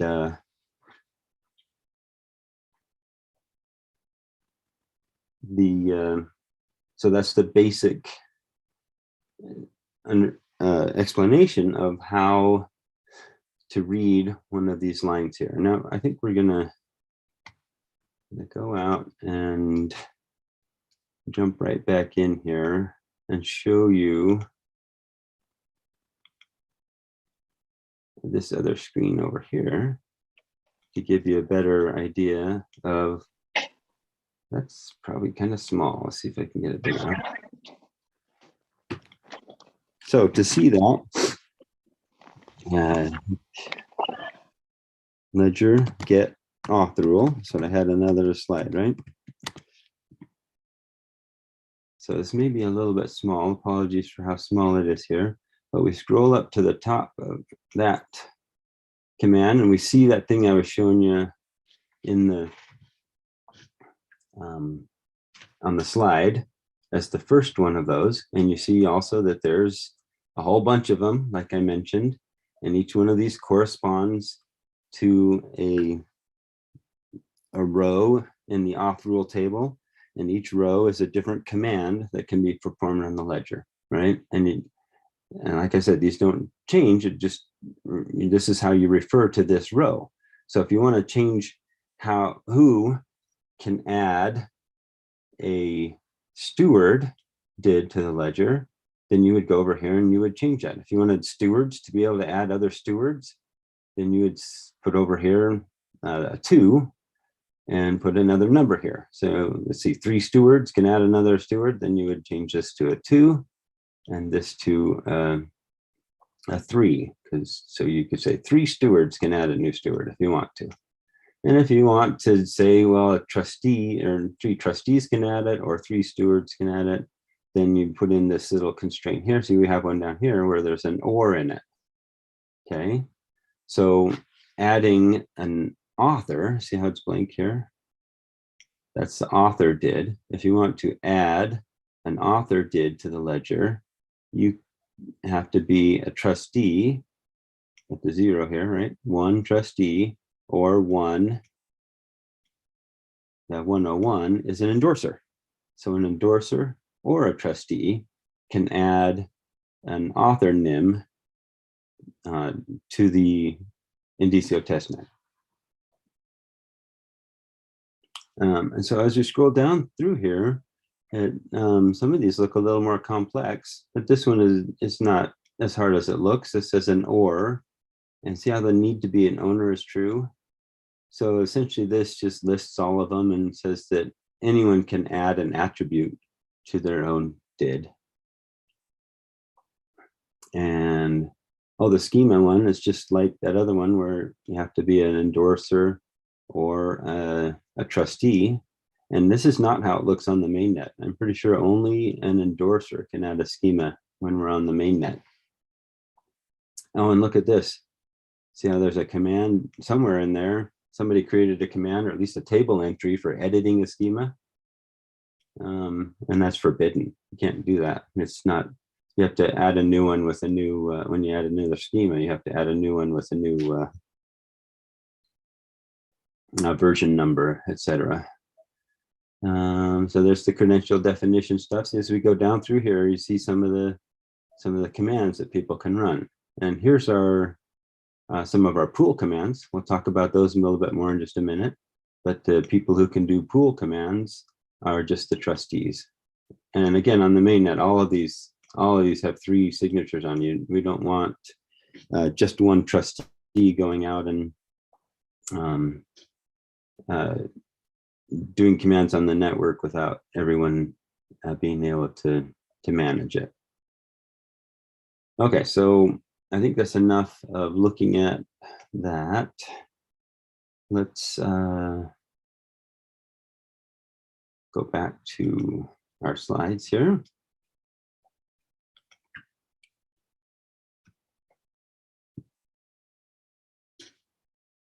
And what we're seeing in the slides here is the actual command to change one of the auth rules. And what we'll do is we'll switch back and forth a little bit so you can see that we filled in the action field. The example I'm showing here is exactly from here. So the action field has an add on it here. It's a role field, a NIM type. All of those have to match. And like I said earlier, the dash needs to be a star when you send the command in. So all of those commands match, and then you can change this constraint. The part you change is this part right here to say how many can do that particular action. So these define the thing that you want to do on the network. So if you want to add a trustee, this is the constraint for it. And so this one actually changes it from what it said in the last slide, 1 trustee. Now you have 3 trustees required to do it. If I were to send this command, then 3 trustees would be required to add a new trustee to the network.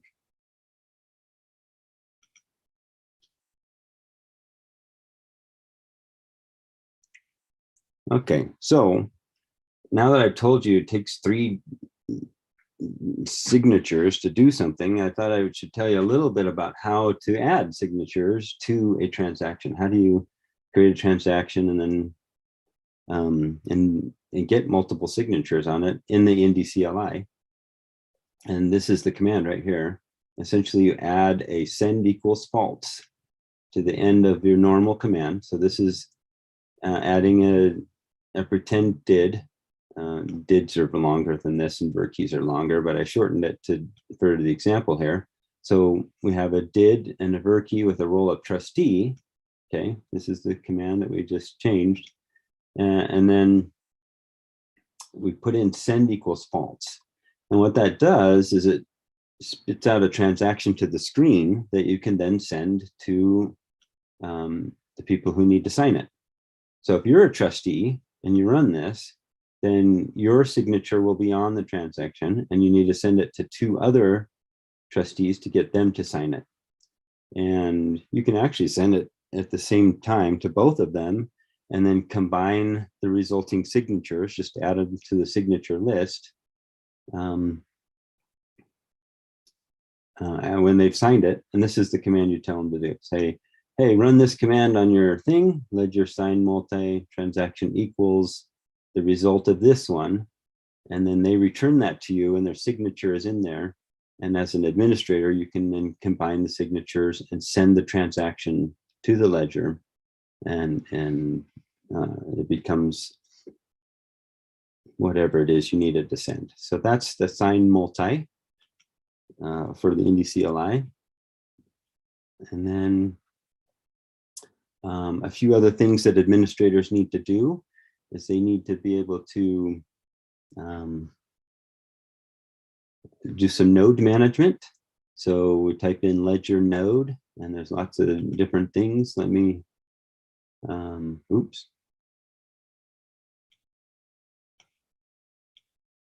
That's my window. Oh, there we go. So we'll go back to the Indy CLI here and show you some of the options for ledger node, and show you how to get help for it if you need it. So ledger node help gives you the help for it. And look at all these different commands here.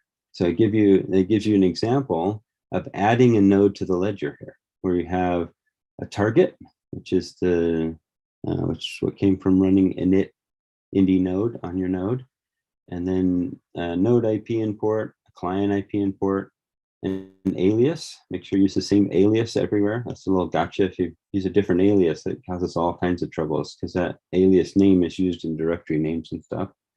And then services equals validator is what turns on your node as a validator. So if we were doing a demotion, we would say, or removing it from the ledger, we'd say services equals blank. And then, so this is adding a node though. When you add it, usually you set it up as a validator, and then you have to do your BLS key and your BLS key pop to get it on the ledger.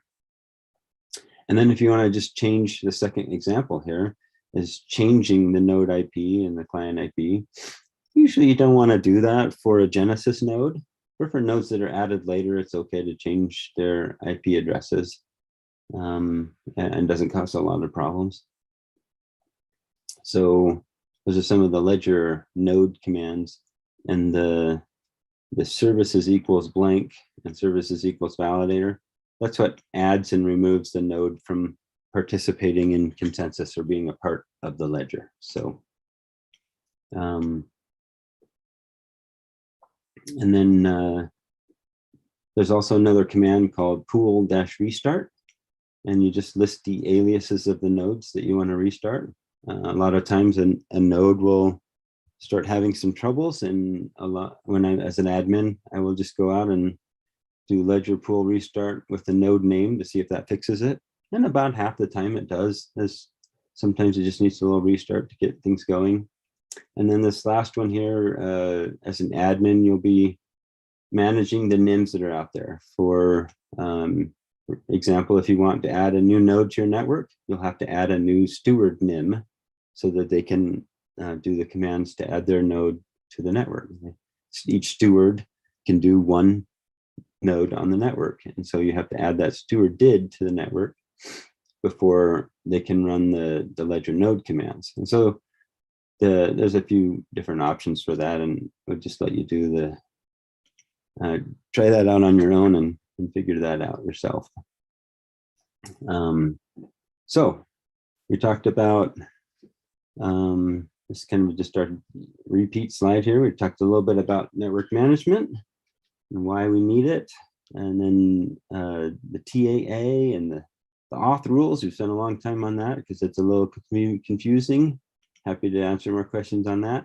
And we also talked about network maintenance and what some of the roles do and how they all work. Hopefully you get a little bit of terminology background and understanding as you dig into Indy Node to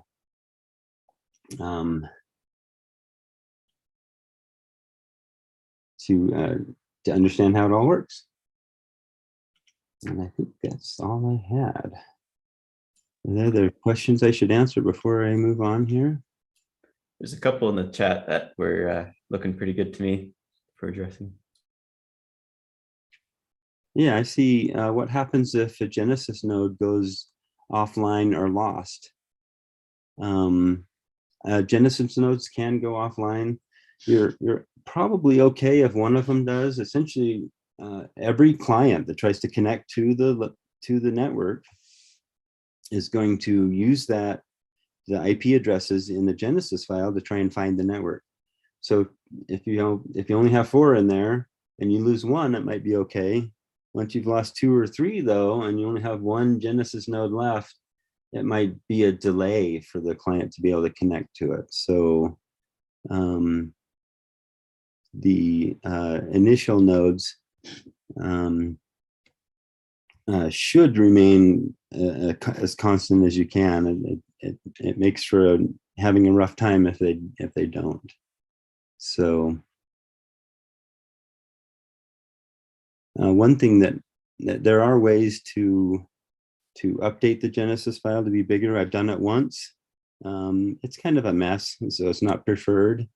But essentially, you can replace the pool Genesis file with a current copy of the pool ledger, the entire pool ledger. We did that once, and it worked out okay. It just became a very large file, though, that people had to download and had a whole bunch of stuff in it, and it looked a little funny, but it worked out okay. So that there is a way to work around it. Does that answer your questions, Kevin and Happy Jeep?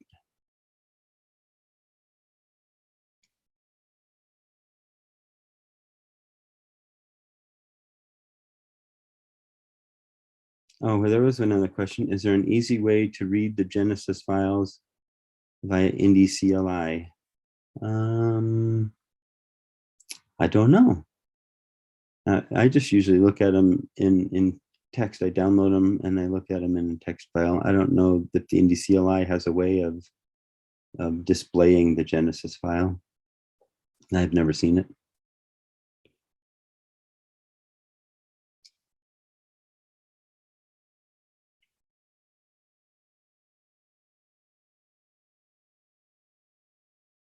And that's all I had. I think we're on to you, Adam, for Indy Plenum. We drew straws and Daniel came up short. Yeah, I'll be taking Plenum here. Yeah, I'll assist wherever needed. Yeah. I'll briefly add anecdotally to Lynn's answer there about the Genesis nodes being offline. There was a period of time in the development of Ares Cloud Agent Python. Actually, I think it went all the way back to the Indy SDK, but an error would be displayed if it failed to connect to one of the Genesis nodes. And for the Sovereign Builder Net, there were a few nodes that had been decommissioned or something along those lines. And so there would be several that would show up on startup to occupy, but it never actually hindered the performance in that case, at least. So Genesis nodes, there is some resilience there, I guess, to the unavailability of Genesis nodes. Cool. So I will be talking about Indy Plenum. I'll start off with a disclaimer in that Nathan George on the Hyperledger Technical Steering Committee, he has a phrase he always used to say, which was, I'm not a cryptographer, but I play one on TV. I will say that I am not a cryptographer, nor do I play one on TV. So I cannot claim to be an expert on the topics brought up here. But I know at least enough to share my knowledge, and I might, rather than answering questions directly, direct you to better resources than myself. So hopefully that's adequate to answer the questions that come up today. Hey, Daniel, sorry to interrupt. Sure. Hey, Lynn, I still see your screen. Could you stop screen? Thank you. Continue, Daniel, sorry. Yeah, no problem, thank you. Okay, so coming back to our stack diagram to orient us to where we are in the stack again. We've talked about these portions. We are now at Indy Plenum, which depends on Ursa through the Ursa Python wrapper. So Hyperledger Indy Plenum is a Python project. It's written in Python, and according to its own project description, is a Byzantine fault-tolerant protocol. So what that means, in some more words, is that it provides a framework for consensus, which is specialized for identity systems. And this is what we are using within Hyperledger Indy networks for consensus. This is actually a question that was brought up in the chat, but it was a really good one. And Stephen Curran actually happened to answer it off the cuff. I don't even think he's currently attending this workshop, but he had a really good answer. So a contrast between Hyperledger Indy and Hyperledger Fabric briefly. So the question was raised, why would we use Indy over Fabric? And the very short condensed answer is Hyperledger Indy is purpose-built for decentralized identity. Everything about the structure of the project is oriented towards the support of DIDs and anchoring a non-creds verifiable credentials objects to the ledger. So in that sense, Indy is crucial for a non-creds-based credentialing system. Using Fabric, it's also possible to have a store for DIDs, and sometimes that's sufficient for verifiable credential context, use case, whatever, specifically not using a non-creds. If you're just going with the JSON LD W3C credentials, you could do that on any network. So Indy is specialized for identity systems.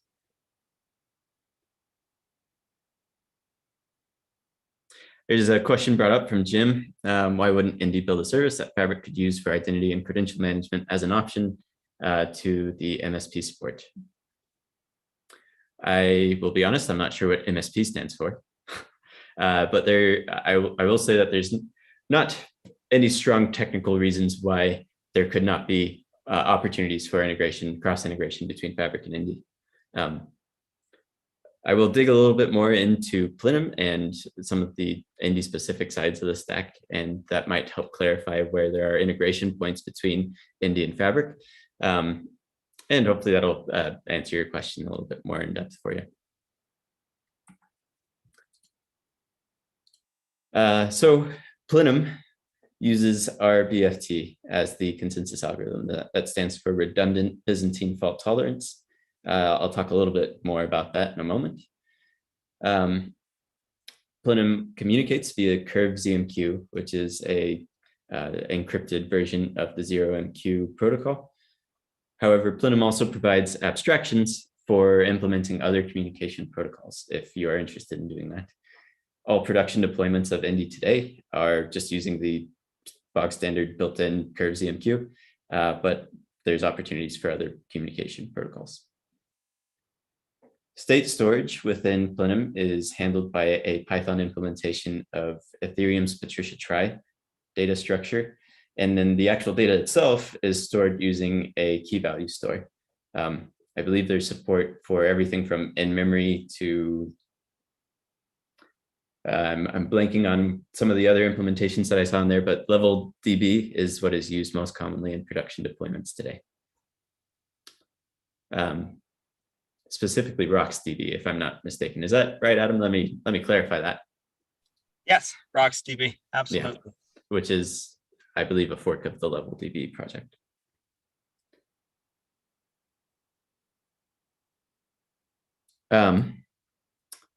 So there's a good question in the chat here that I'll briefly address. So can Indy be used in place of digital signatures in data signing, encryption, decryption? So Indy as a stack is a ledger designed to support a decentralized identity ecosystem. So building with DIDs or decentralized identifiers, which have keys associated with them through a DID document. So the kind of abstract way to think about DIDs is, and ledgers supporting DIDs is that you have a global key value store where the key is a DID and the value is the DID document. Inside of that DID document, you can have any number of keys and specialize those keys to one use case or another, such as this key will be used for signing, this key will be used for a symmetric encryption key derivation process, as opposed to putting the symmetric encryption key directly in the DID doc, of course. To answer your question in short, Indy has crypto primitives associated with the objects you can use and create with Indy to do signing, encryption, and decryption. So it's pretty flexible in that sense. To expound on that a little bit more, verifiable credentials, which Indy supports through the anon-creds credentialing system, use CL signatures or comminutialized Ndcli. I'm not sure if I pronounced that correctly, signatures, which are a signature type that supports zero knowledge proof. So being able to prove without actually disclosing the value that the credential contains and prove it cryptographically to another party. So I would say even Indy supports more than just the standard signing process and goes on to implement even more privacy preserving variations of signing data.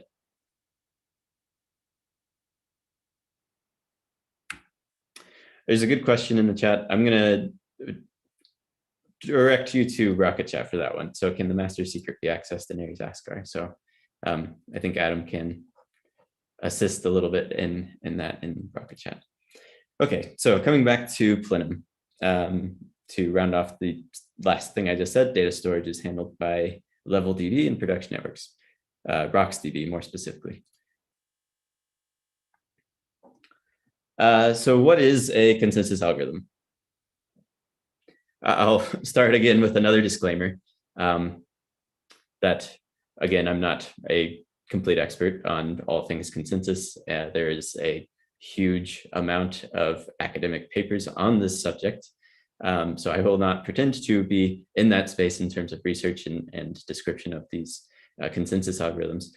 So I will give the boiled down sort of layman's version of what a consensus algorithm is here.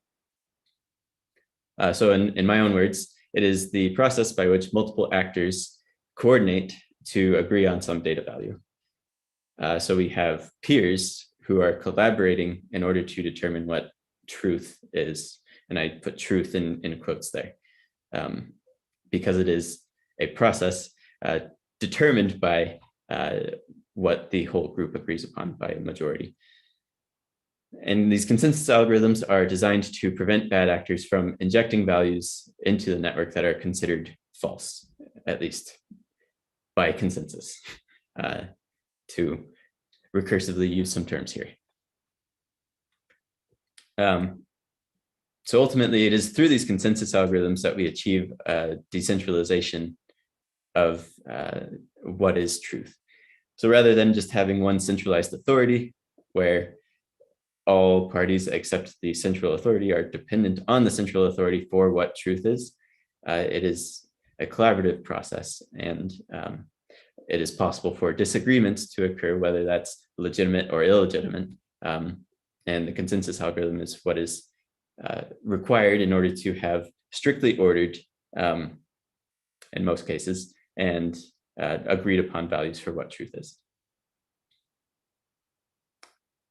So to call out a few consensus algorithms that are in the wild, and again, this is not super detailed by any means, more just a allusion to some consensus algorithms that are out there. So we have proof of work based algorithms, such as Bitcoin and Ethereum as of today, I believe still, unless I've missed some news.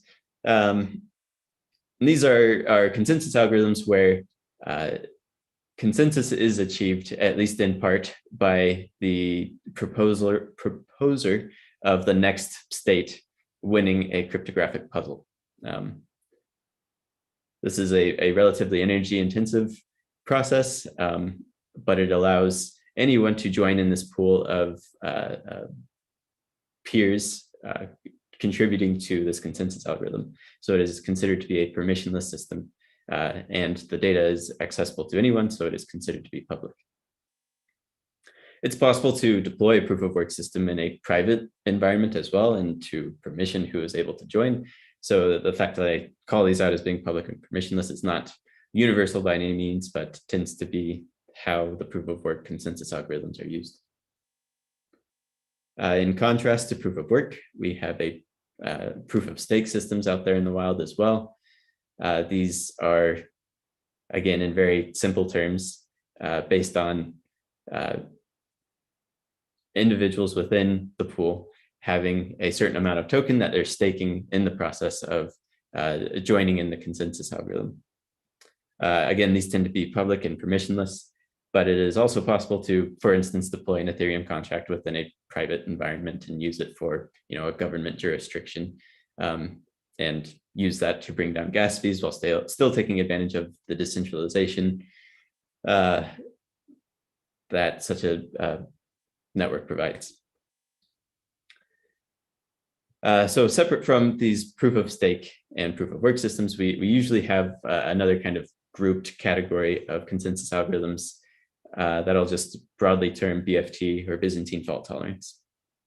If we were to take the exact definition of Byzantine fault tolerance, proof of work and proof of stake are technically as well Byzantine fault tolerant.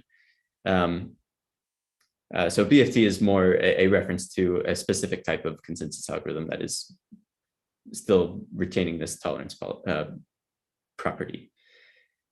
So in the BFT camp, we have practical Byzantine fault tolerance, which is what Plenum actually used to be based on. We also have redundant Byzantine fault tolerance, which is what Plenum is currently based on. And then there's other Byzantine fault tolerance protocols out there, such as federated. I believe that's used by like Stellar, for instance, and there might be a few variations of this federated Byzantine fault tolerance as well. These are, again, very highly technical in what the differences are between these different protocols, or algorithms, I should say. And of course, there are many more consensus algorithms out there in the world today with the prevalence of cryptocurrencies and such. So Plenum uses the RBFT algorithm, as I said just a moment ago. I will not be getting into the details of this algorithm today, but I have linked in the handout, which I'll drop another link in the chat just in case you have missed all my other postings of links. There's links to very detailed academic papers of the protocol if you're interested, as well as a more me-friendly, at least, description of Indy Plenum specifically. And it also contrasts it with the Raft consensus algorithm used by Fabric. So those links are found in the handout. To give at least a vague idea of what's going on, though, a client using the Genesis transaction that Lynn was just talking about will send a request to the nodes contained within the Genesis transaction to discover, or well, uses the Genesis transaction to discover the network, and then the transaction is sent to each of those nodes. The nodes go through a process of propagating that request to all the nodes in the network. Then there's a pre-prepare, prepare, and commit phase, which by the end of this commit phase, the consensus has been reached that this state is the next valid state for the ledger, and that data is committed, and a reply is sent back to the client. And then in the RBFT version of this protocol, there's a redundant process going on here where I believe this pre-prepare, prepare, and commit phase are performed a number of times across perhaps different portions of the network. Again, I will direct you to the paper for more details on that. So why RBFT for Plenum? There's a few benefits that I'll call out. These again are coming from the lay person. First off, low latency finality. This is a term referencing the amount of time elapsed between submission of the transaction and actually being committed to the ledger, for sure, is low when compared to other ledgers. So as a quick anecdotal example, so submitting a transaction to Bitcoin, it can be some time before you're actually sure that your transaction has taken. and that it will persist in what is considered to be the main fork of the Bitcoin ledger. So in contrast to that, the time it takes for the nodes within an Indy network to agree upon the state of things is pretty darn quick, which is very beneficial, especially in the context of a decentralized identity system where we don't need, and especially don't want to be waiting around for my schema to be written to the ledger before I'm able to create a credential definition off of that schema and subsequently issue credentials. I think there's even occasions on other ledgers where you're never totally certain that your transaction was ever written to the ledger. And there are different DID methods out there that work with this limitation of the networks. It's workable. But in the case of Indy, this low latency finality is a definite advantage. So again, as a result of not being dependent on a proof of work system, nodes are more or less idle while not handling requests. So we're not constantly churning through hashes to find the next answer to the next cryptographic puzzle. The nodes can just sit there and wait for the next request to be received before waking up and doing any work and wasting energy. Additionally, node operators are not incentivized to win the next block in the ledger. So this tends at least to mean that the nodes are more inherently altruistic. They are participating in the consensus algorithm because they believe in the principles of decentralized identity and would like to make that system a reality.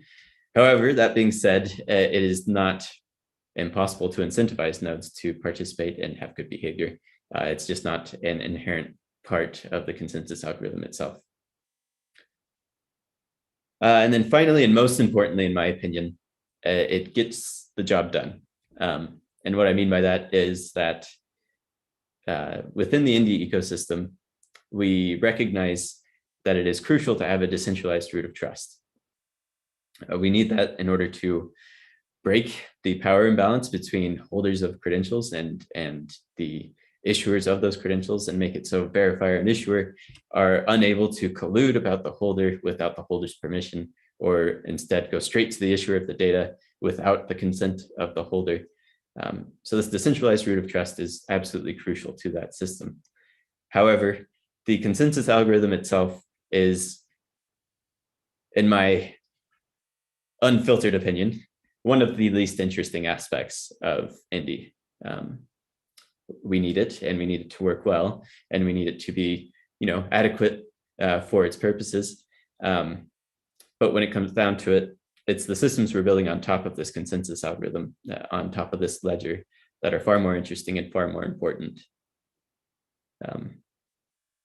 So for the most part, there's, if another consensus algorithm proved itself to be of better value to the Indy ecosystem, I don't think the Indy community would have qualms with updating the consensus algorithm to another system.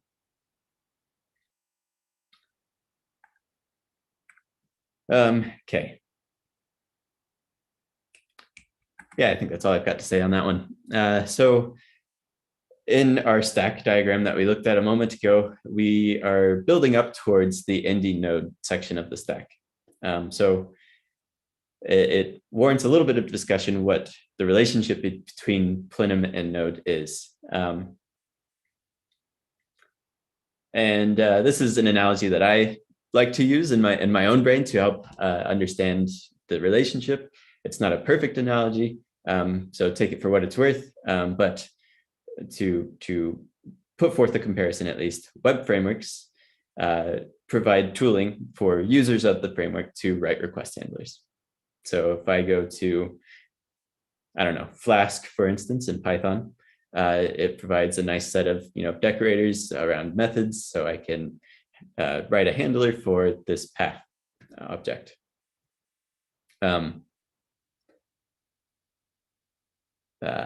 Plenum, in like manner, provides tooling for users, in this case, very specifically Node, to write their own transaction request handlers. So Plenum is handling the committing of the transactions, taking care of all of that consensus stuff in the background, distributing it to the nodes, and then ultimately arriving at the committed state. Plenum's taking care of that, most of the heavy lifting for that at least. And then Plenum provides base classes for handlers for both reading and writing of operations to the network. So Node then extends these handlers with specific transactions for the different transaction types in the network.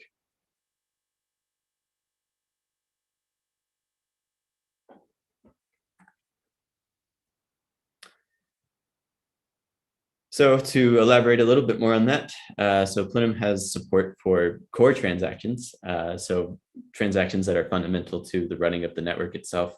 I believe this is mostly limited to basic NIM support and the pool management side of things. So introducing a new node to the network, there's at least a core set of functionality within Plenum to provide that. So Plenum can stand alone. It is not dependent on an implementation within extending it to be functional.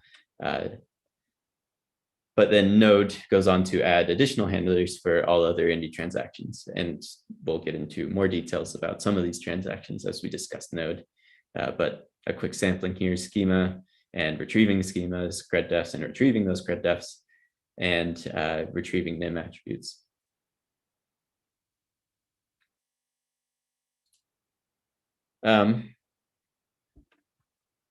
So this next portion here, I'm going to talk a little bit more about these base classes in preparation for our next portion of the workshop, which is going to be hands-on with Node.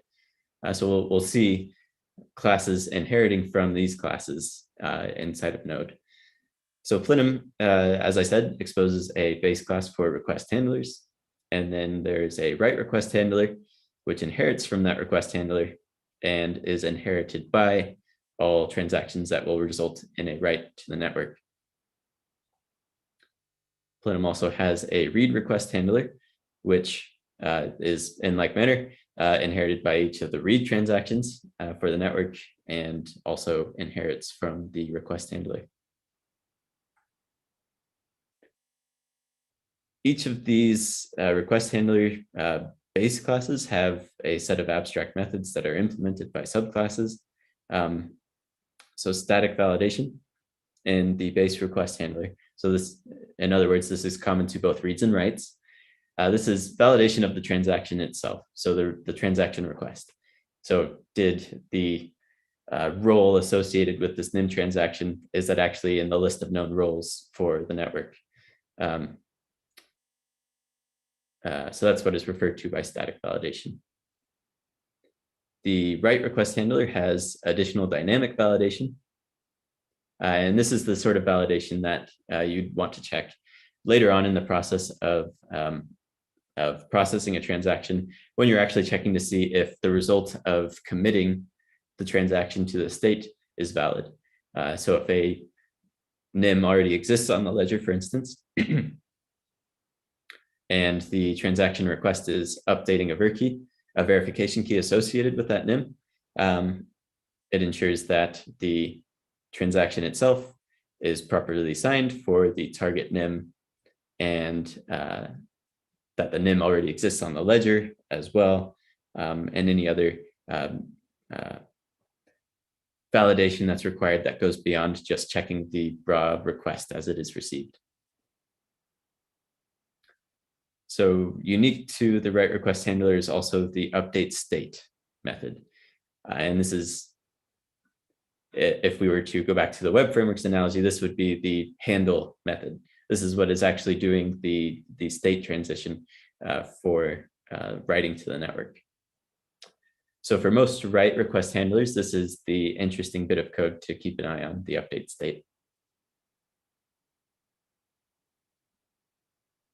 And then finally, the read request handler has a get result, which is the handle equivalent for reads, or just get the stuff and give it back to the client. So I pulled an example here briefly from Plenum's NIM handler. I've omitted most of the data, most of the like actual implementations of these methods. And I do that mostly because the differences between the NIM handler within Node and the differences with the Plenum's version of the NIM handler, they're actually quite different. So to avoid confusion on what is actually taking place between the NIM in Plenum and NIM in Node, I've omitted some of these details. But this is a NIM handler. It inherits from write request. We have generic init for Python, static validation. Nothing is taking place in the base NIM handler in Plenum. A little bit more occurs in the Node version. And then we have the additional dynamic validation. As you can see here, the first line, it's grabbing some data out of the request and proceeds to check it.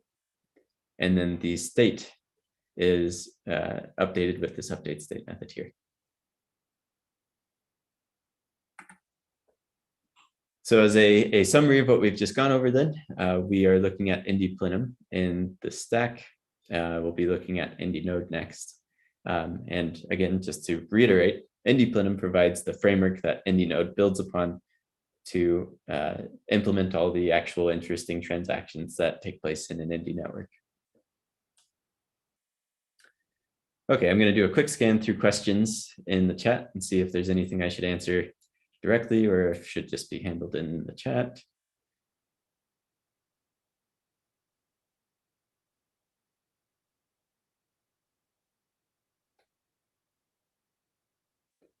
I think there's some good answers already going on there, so I'll refrain from addressing any of those directly. So next we have another brief break.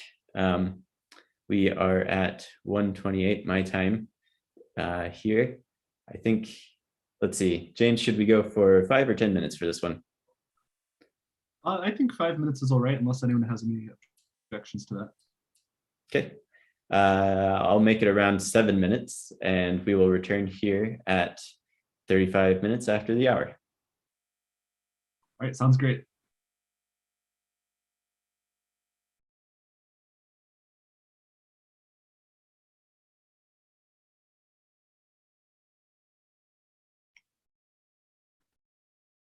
I'm going to jump in and add something for anybody that's still here and hasn't run off to a break.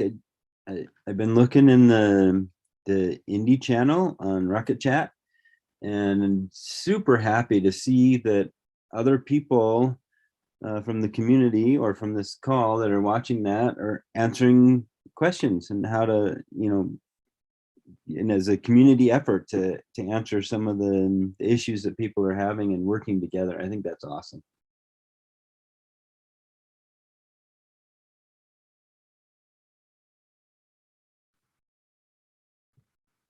I'll go ahead and answer a question that I saw from Harrison Tang in the Zoom chat here. It's a great question about the incentives for running a node on a network. It depends on the way the network is set up or what governance was set in place. Some network cooperatives have different incentive programs, but really at the heart of it, it is a volunteer program where companies or organizations who are interested in developing decentralized identity might choose to operate a node to get familiar with the technology, to get an in-depth view of how it works. And we've seen that organizations that run nodes typically have a shorter learning curve in getting their own decentralized identity solutions launched on a production level network. For example, at Indicio, we have 26 volunteer node operator organizations. They've chosen to operate nodes to support the various ledgers, the mainnet, testnet, the demo net. Indicio does offer incentives in terms of free resources and free trainings for node operator participants to provide them additional value. But at the end of the day, it is a volunteer program. So, and other networks might have different programs. So I hope that answers your question.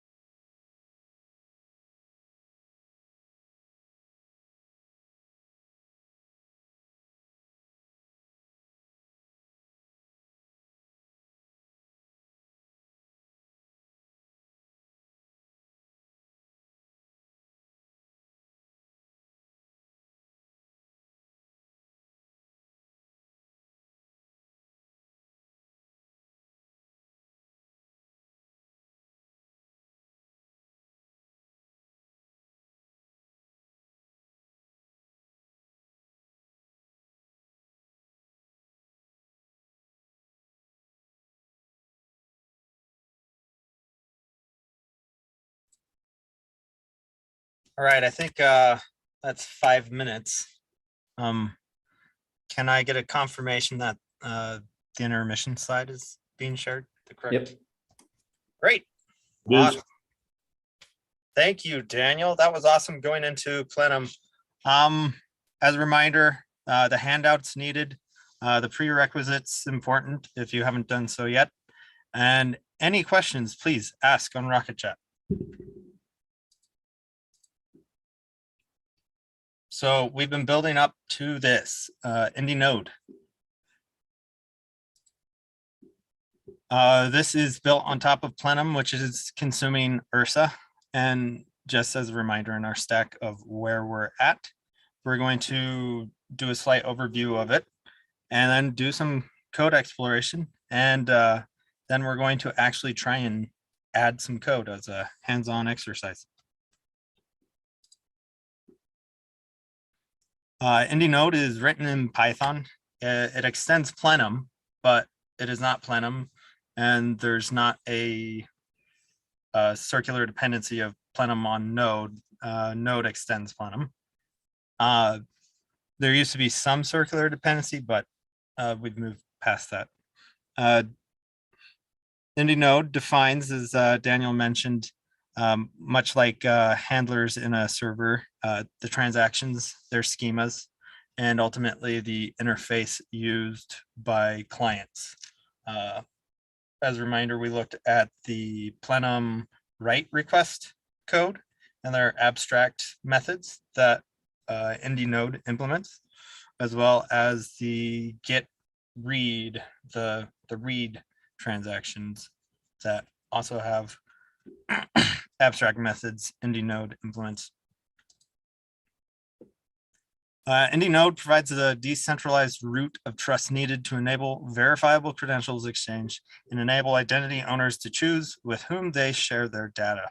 Right? We've talked about this several times, just hammering home the need on this mental model that there needs to be a place where a verifier can go and get the public information needed to verify holders' credentials. And this is important because it removes the ability to discriminate against individuals and how they use their credentials. And the ledger, of course, stores those public cryptographic artifacts.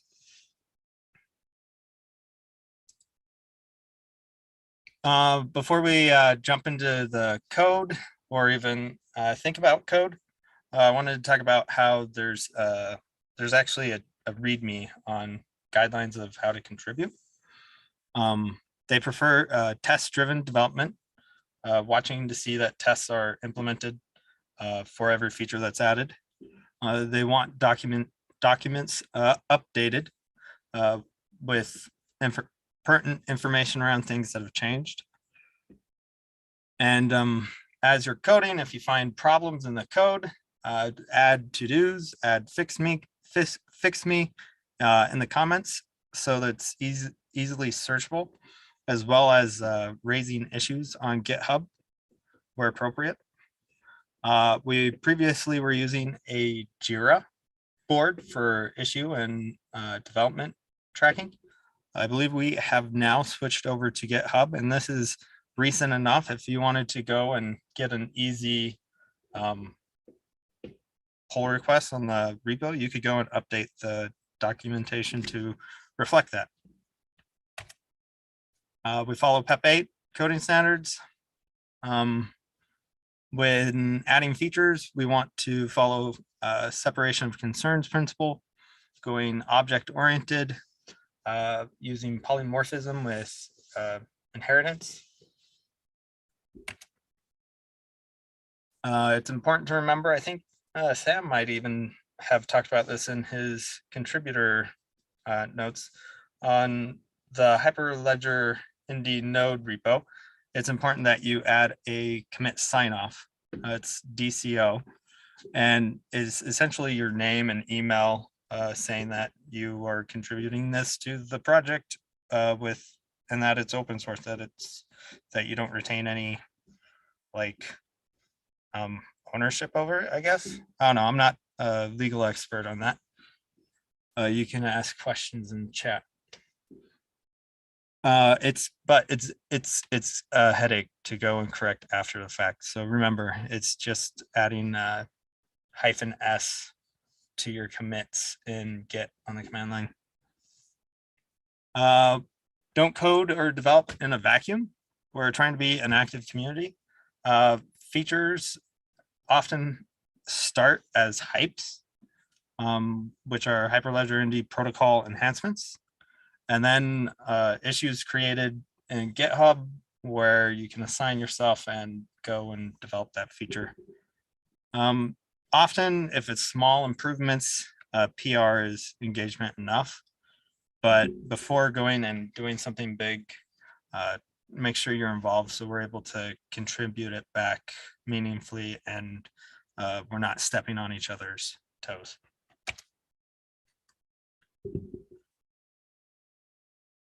All right, code exploration. I think Daniel wanted to break the ice on the code exploration. Is this where you wanted to?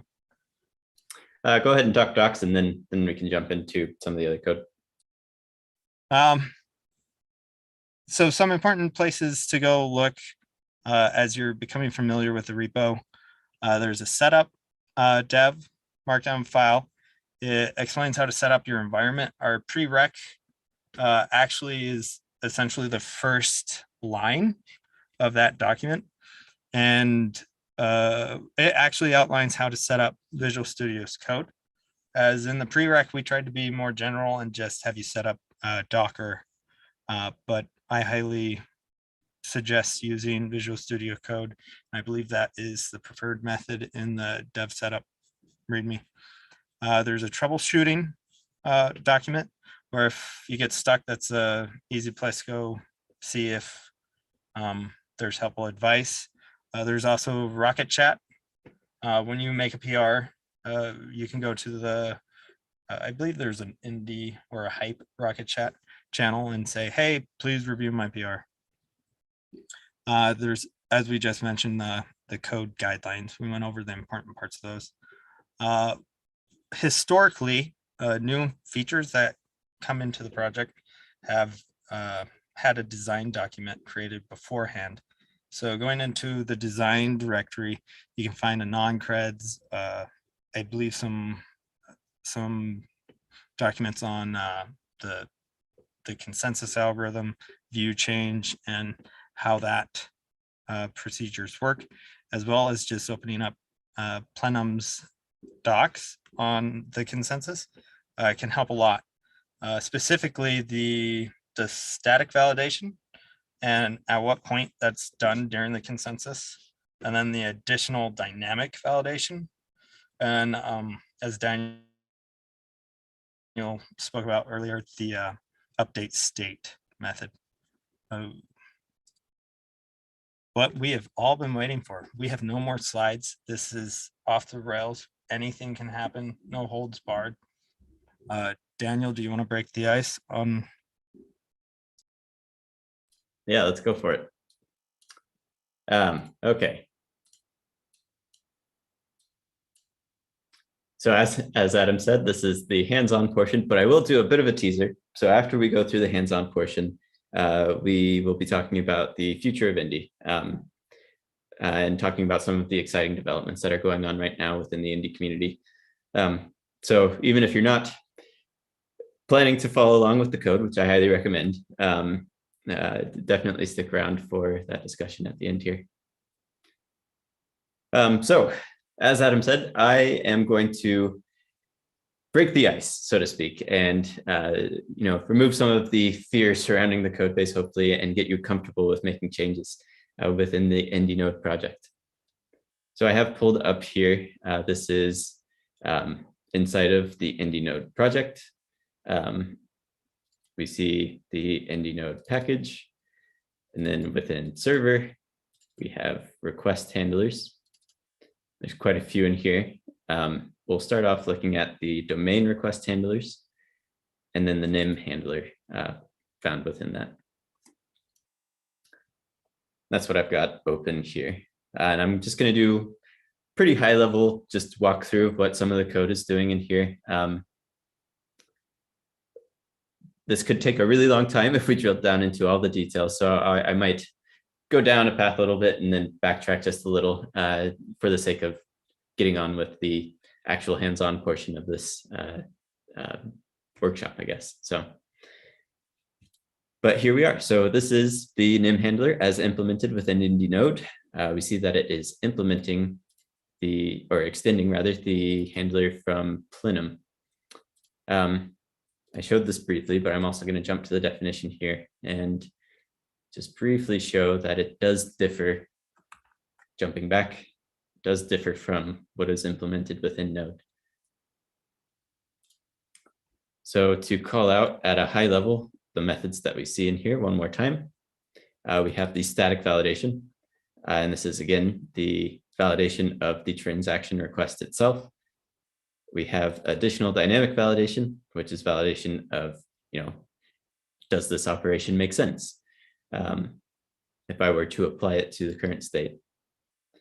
We've got a number of helpers in here that are sprinkled throughout. And then the update state is the main entry point for the actual writing process that takes place. And I'll circle back around and talk through each of those in a little bit more detail. So in static validation, we first validate the request type. If I jump to the definition of this method, all it's doing is taking the request type or the transaction type out of the request and then comparing it to what is declared to be the transaction type of the current handler. Jump back one more time. So this is making sure that as we arrive at the NIM handler, is this request actually a NIM request? And if not, fail. We extract data from the request. Identifier corresponds to the submitting DID of the transaction. The rec ID or request ID corresponds to a unique identifier for the request itself. And then the operation is what is actually taking place during this transaction. We go through, we pull out the role, we make sure that there is a NIM present within the operation. It doesn't make sense to perform an operation on a NIM without specifying that NIM. And then we also make sure that the role associated with the NIM in the request is a valid role. This is not an authorization check. This is actually just checking, is this role within the set of known roles and failing otherwise. Authorization occurs during the dynamic validation step, which I'll move on to now. So we've got a redundant request type check. We pull out that operation again, and then we recall from the ledger a NIM to see if this NIM already exists on the ledger or not. If it does, that indicates that it is a NIM being updated by this transaction, potentially. And if it does not, it means that we are publishing a new NIM to the ledger.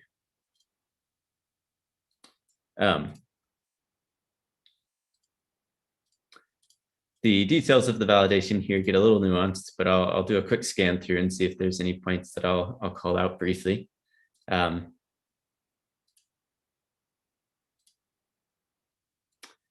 Yeah, it goes on to check the authorization. If it's an existing NIM, then we make sure that the operation is just updating a vir key as opposed to, attempting to target a different NIM or something like that. And now we'll move on to the update state. So again, a redundant transaction type check. We retrieve the NIM out of the transaction payload. We determine if it exists already. And if it does, we pull the details associated with that NIM. And then we go through the process of determining what the resulting state is after we apply this transaction. So we update a new empty set of data with stuff from the transaction, and then update the existing data with the new values that we just associated with it. The value is then serialized. I'm going to step into this one real fast. This is more or less just performing a JSON encode step. And then we determine what key will be used to reference this NIM from the ledger in the future, which if I take a glance at that is just taking the hash of the NIM value and using that as the key in the ledger state. And then the state is set, and behind the scenes, this is actually taking care of all of the commits and updating the try and all of that for us. So just with a simple self.state.set, we are able to add this NIM to the ledger. So that's a write request. I'll now take some time to look through a read request. So since we looked at the NIM transaction, I'll look at the corresponding read transaction for a NIM. We have here the get NIM handler, which inherits from read request handler, which is defined in Plenum as we discussed. And it has the core method here of get result. So this will likewise do a request type validation. This could have technically been performed in a static validation method instead of directly here, but it is just folded into the get result. We pulled out the target NIM from the request operation. We construct the path for that NIM in the state. And this, I believe, corresponds to, it's doing more or less the same operation as the determining the key for the state was previously, just using a different helper for that. And then we retrieve from the state the path identified from that, that value that we just determined. And then if something was returned, we populate some values. If nothing was returned, we insert none instead. And then we construct a transaction, a read request result from that data that we've just pulled out, and then return it. So pretty simple, I think. Again, we could get deeper and deeper and drill down further and further into the code and what's happening in the background. But at least from a high level, I hope this gives a good overview of the different components and pieces that we see here. Since we will be looking at this in just a moment, I also wanted to take a moment to look at a particular file within Node here. So inside of the Indy common package, there is a types file. And this is where the schemas for these different transactions are actually being defined. So the get NIM operation will have a transaction type associated with it and a target NIM, and that's it. I'm not sure what that is off the top of my head, so I'll go on to the schema field instead and look at that. Schema, get schema will have a schema name and a schema version, optionally, I believe, and an origin. So we can say which identifier wrote the schema and use that to narrow the search for the schema. And this is what is expected in a get schema request. Let's go to one that's actually writing something. Yeah, schema field. So a similar set of schema attributes here, schema name, version, but then we have the actual attributes associated with the schema. And this is a set of things of limited length with a minimum length of 1 and a maximum length of schema attributes limit size. Yeah. So these fields are aggregated down below. Let me skip ahead to that in the client operation field. So for each transaction type that exists, we're associating the schema with it. And so we can have one central field attribute that we can use to check the operation type for a given transaction. And we will be coming back to this in just a moment with Adam in the hands-on. It strikes me that it might be helpful that now that we've just reviewed the NIM handler and we've seen the different steps that it takes to write the transaction. I've got a diagram pulled up here that I'll share real fast. I'm going to do a bit of the screen share juggle and take a look at this diagram here. Hopefully that's a decent size for you. So this is a diagram depicting what is occurring on a write request received. So the request is first parsed. That static validation step that we just discussed is checked. It goes on to do signature verification, some more logical verification, and when it comes to how the request is processed within the RBFD algorithm. I won't dig too deep into the details there, mostly just pointing out stuff that we just looked at here. And then this is where the dynamic validation occurs. So static validation should be fast. If it doesn't pass, then the request is rejected very early in the process before incurring, all the effort of checking whether the transaction is already on the ledger or if it needs to be propagated and so on. Once the dynamic validation has passed, it finishes ordering on the node and commits to the ledger and then replies back to the client. Let's see. And this diagram is available in the Indy Plenum. Read the docs underneath Plenum diagrams under write requests. Since we're here, I figure it's also a good time to look at the read request. That's quite small. Let me see if I can zoom a little bit. Nope, that didn't do what I wanted. So read request has a similar flow to it, except it doesn't have the dynamic validation process, but it enters, parses the request, get transaction, yes, static validation, back. I'm not exactly sure what this branch of it is, so I will direct you to other documentation for more details on what this check is. In the base case, I believe we'll be hitting the static validation and then getting the reply from the state try. And state proof is associated with the object that is retrieved. And any other associated verification cryptographically that this transaction was actually written to the ledger is included in the reply. Hey, Daniel. Yeah. I believe that get transaction branch is checking whether it's a write or read request. I see. Okay. Interesting. Yes. Sorry. Continue.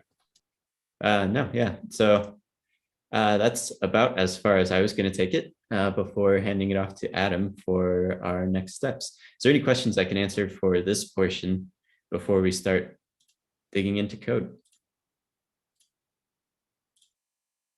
I'll be watching chat just in case. Not seeing anything immediately popping up.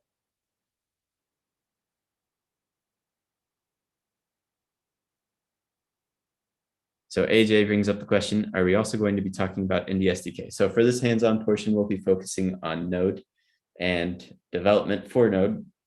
Indy SDK was talked about a little bit earlier in our presentation. That's as far as we're going to take it for this one. But yeah, we can definitely ad hoc direct you to more resources on the Indy SDK for those who are interested.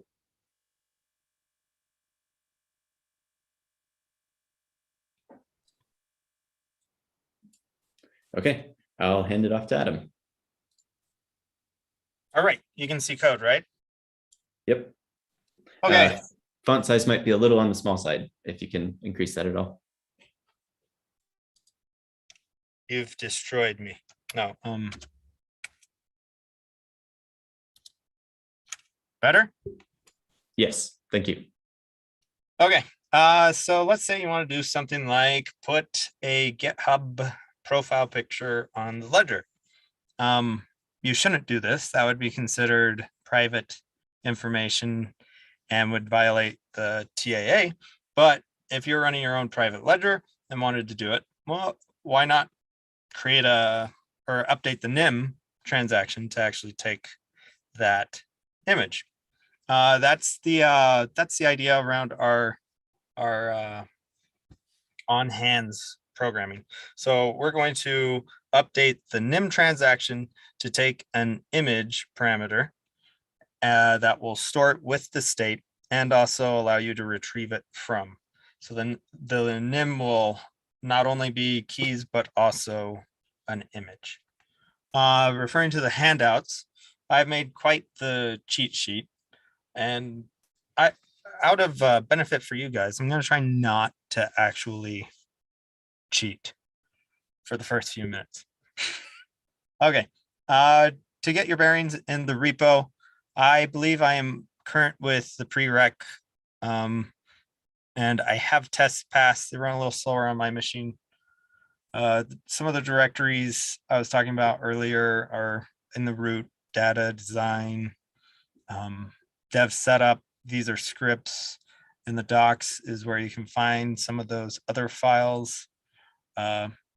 Indy common is where we're going to find the types. Daniel just went over some of this stuff, so this is a little bit redundant. Let's jump straight in. So following I'm going to interrupt real fast and just briefly remind people that we're working from the Ubuntu 20.04 upgrade branch. You might have some difficulties if you're not running from that branch. Absolutely. Like, raise your hand if you hit that. I have my hand raised. Yeah, sorry about that. It should be bolded in a few places. This is like the Docker container we're using is brand new. I think it was merged a week or two ago. Like, this is hot off the presses changes we're using. So thank you, Daniel. Jumping in, following the guidelines, we should create a test. Inside of the test, if we go into Indy Node servers and then the request handlers, we will find, I guess it's not in servers. Inside Indy Node, there's a test directory. Inside the test directory, we'll find NIM transactions. And there's a few that are like, there's only 2 tests in here, I think, that do very, very basic stuff. But if we go into test NIM additional, there's quite a few tests in here that we'll be able to borrow logic from and be able to extend. If we go to I think I copied, looking at my cheater notes, around 90. Line 90 is where I decided it was best. Yes, there's a test add NIM. So we're going to create a test just right inside here. And remind me, Daniel, what's the point of this test? The point of this test is to test whether our image attribute was written along with our NIM to the ledger.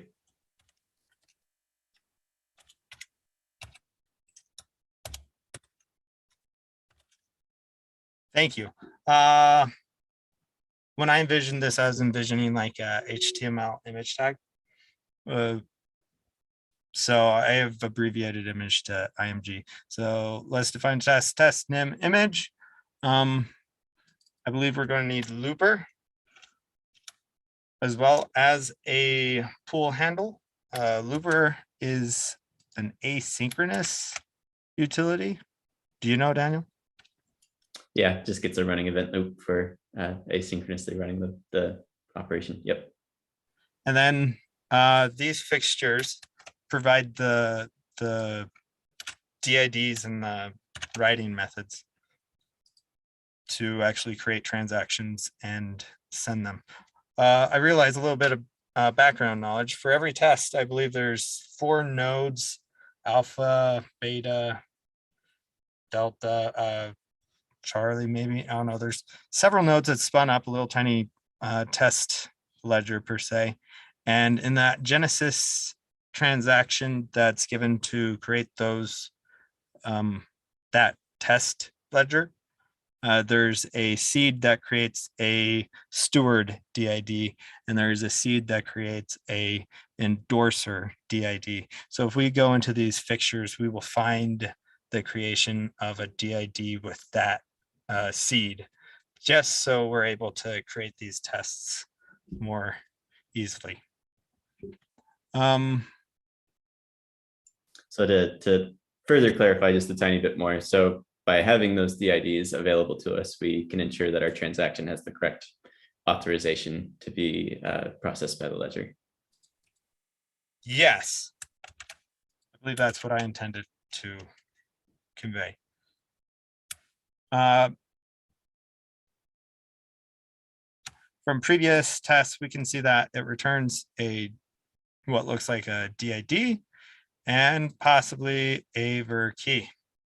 I believe we only need the DID, but we will capture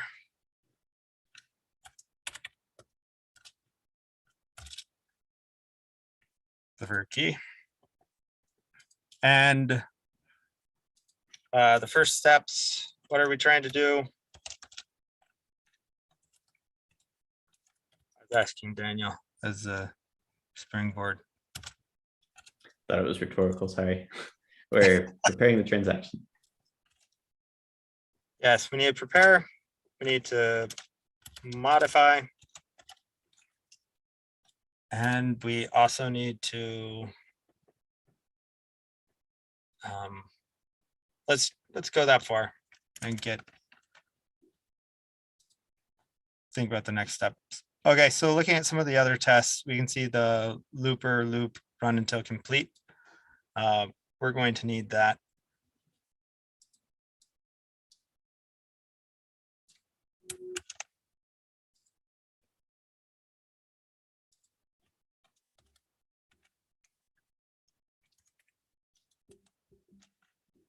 To save time, I copied from the handout.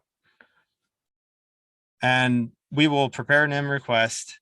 We'll be using the endorser DID. And I forget what that parameter is for.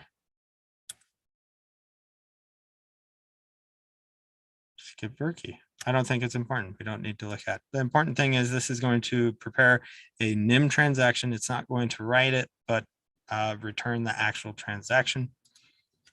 We are capturing that transaction and storing it as a request. How do you test interface that the SDK doesn't have to create, right? Since we're adding a image to the transactions, do we need to go update the SDK? We could, but for the sake of simplicity, we can also just directly modify the transaction in accordance with what we're adding to the attribute.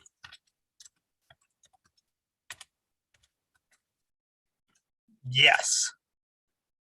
I've already gone ahead and scraped the logo for Hyperledger Indy. Copied that from notes. We'll just store it, capture it in Hyperledger Indy logo, Hyperledger logo.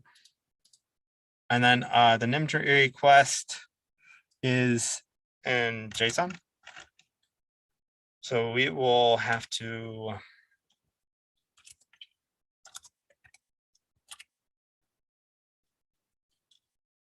JSON loads.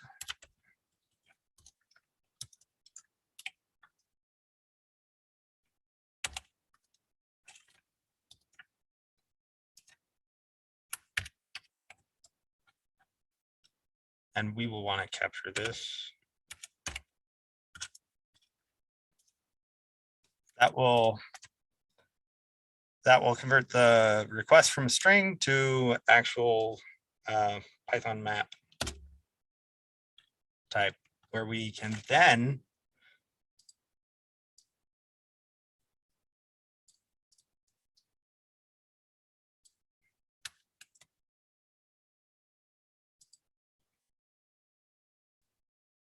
I was waiting for Daniel to finish my sentence. We can then update or modify the transaction to have. Yes. Once we have stored, so from trial and error, we've found and discovered that the transaction has an operation, and at that operation level, there is the Daniel, do you happen to have the documentation open for the transaction markdown? I don't. I might be able to pull that up, but At the operation level, there's I think a dest, a data, there's a few different things. We're going to be adding image to the transaction at that layer, at the operation layer. And then we're going to want to send and prepare.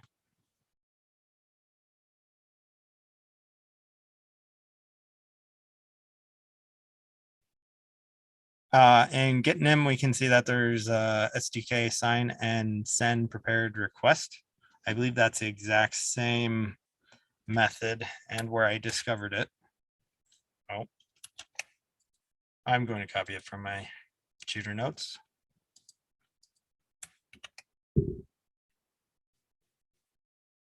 Sign and send prepared request, and we will provide the looper, the Sdk wallet for the steward. This is because the steward is in the Genesis transactions. And we'll be able to sign and submit. And then the pool handle and also the transaction as a string.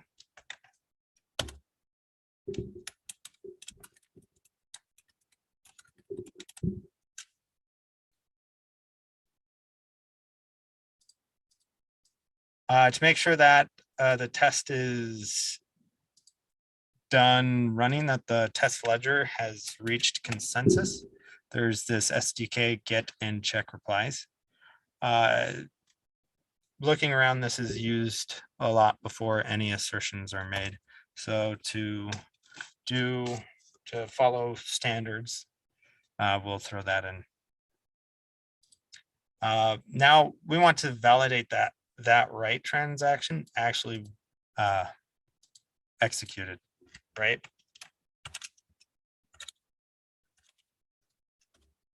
So we want to do something very similar to getNim transaction. So we can copy the getNim and response, and then we can make a few assertions on the returned data.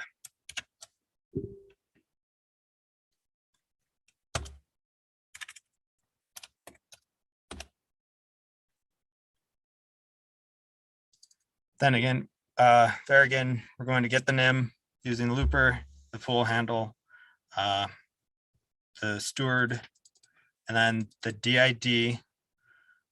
This is the DID of the endorser who's modified.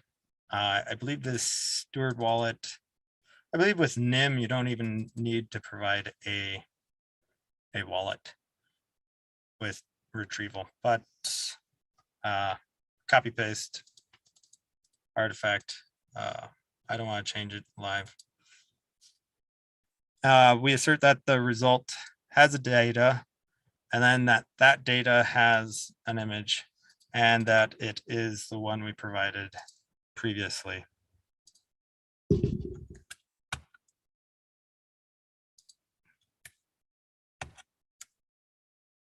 Something cool with Visual Studio Code, VS Code. The test plugin will generate run test buttons. Mine has not updated yet.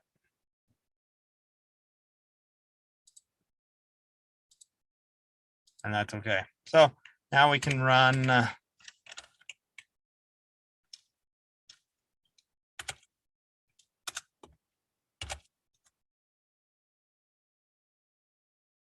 I'm in the directory with the tests, NIM tests. Now we can run PyTest. That's R for single test. And oh, not R, it's K. You guys caught that, didn't you?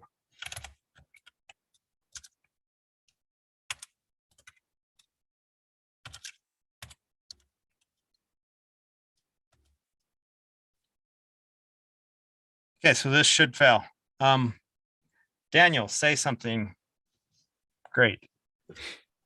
So to reiterate what's happening in the background here as we run this test, Adam already described it a little bit, but this is actually spinning up a test network with 4 nodes, alpha, beta, gamma, delta, I believe, and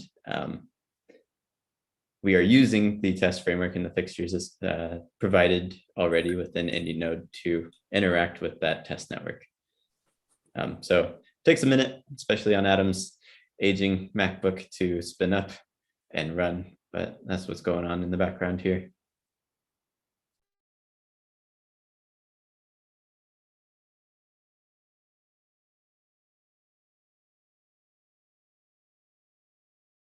I think it ran it before it updated when I clicked save.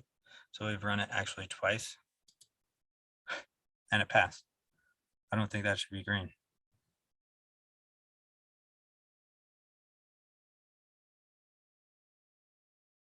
Oh, no, this failed. Okay, good. So in summary, we have a failing test for adding an image to the NIM transaction. I'm going to jump into, that's the most extensive part of the code, like writing. The rest of it is just understanding what's going on. Daniel, do you have any comments to add before I jump into updating the operator? So this question was actually raised in the chat a little bit ago, but I thought it was relevant to what we just witnessed. So there was the question of whether Indy Node has a good regression test suite associated with it to help validate changes. So to briefly describe, tests are extremely extensive within Indy Node. Like I think when you run tests at the root of the Indy Node project, I think there are 16,000 tests available for running. So all use cases are pretty well covered, and test coverage I think is pretty good. Those tests also get into a little bit of integration test level as well as unit test level. So we can be relatively confident when we're making changes and adding tests to those changes that we've not broken other things by running that whole test suite. So yeah. Absolutely. We'll be back at this test if there's questions. So the way I wanted to approach this is adding the image parameter to the operation and then going and updating the actual NIM handler using the operation inside types. So if we navigate back up into IndyCommon types, inside the types file, way down low, around 470, there's this client operations. Daniel just showed us this a few minutes ago, so this should look familiar to you guys. It extends Plenum's client operation field. And so there's not already currently a NIM client operation. Indy Node must not extend it as it does with schemas attribs, get attrib, claim def. So we're going to actually borrow some code from Plenum and extend it here just a little bit more. And in anticipation, we'll add a NIM operator.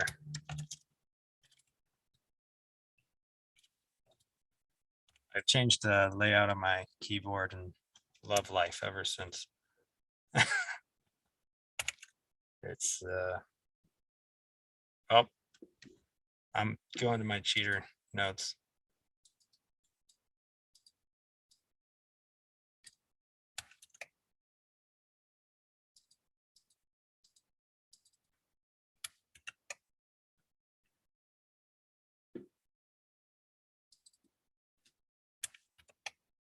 This client operation field, I believe, is called within a bootstrap method. Is that right, Daniel? Yep. So the client operation field is used to validate all client operations of the transactions coming in. and it will select the appropriate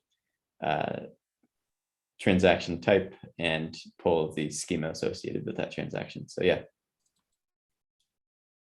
Awesome. I don't have much more to say on this. Let's add this client nym operation. If we go look at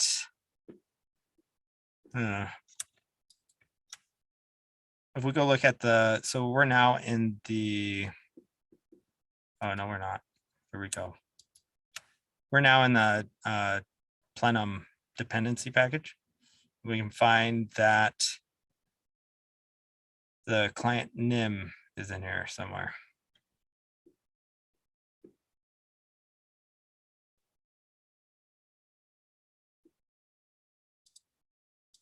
This is it, right?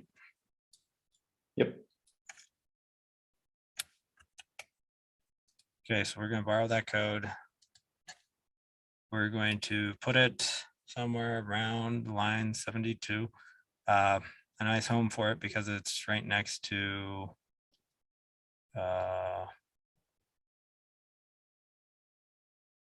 get transaction. I don't know why that's a nice home for it. That's where we're making a home for it.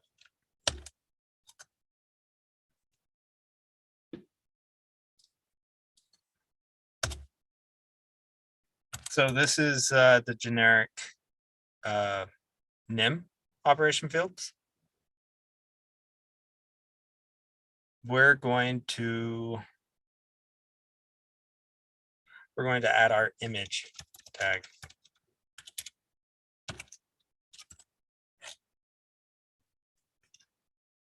And I'm going to copy paste a little.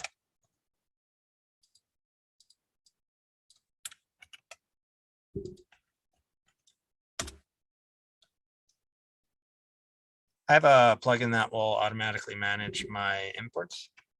This should spit up a whole lot more red than it is, I believe. But all we've done is, in addition to a role, target nym, a ver key, an alias, a transaction type, we are adding an image. So we can put images from GitHub, maybe even an image of your face, your profile, which is frowned upon. I'll call out as well. So we've made it a limited length string field. So we're anticipating that the image will either be a URL or, something that's encoded into a string in some form or another. And it's limited to the raw field limit, which is something we've borrowed from another location. And this raw field limit ends up being, it's like 5 times 10 to the 24 bytes. So about 5, I think that would be technically kilobytes. And this is a generic size limit that's placed on a lot of different places within the Indy node transactions fields. So yeah. Awesome. So let's fix those imports. From Plenum constants, I believe we add, looking at the cheat sheet. Is alias already added? Which ones are we missing?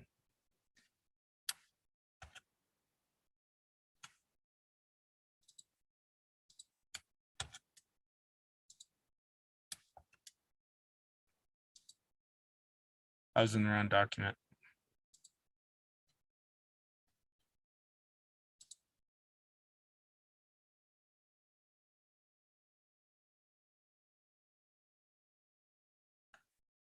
You guys didn't catch that error.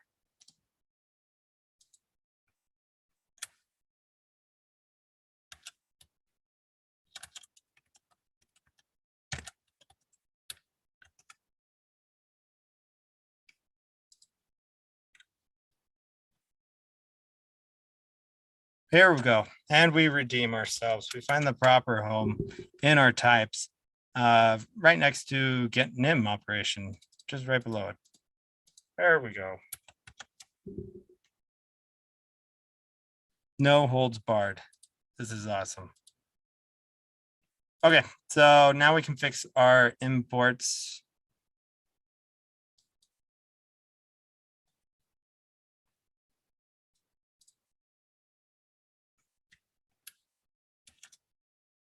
from the constants, we borrowed alias and var key.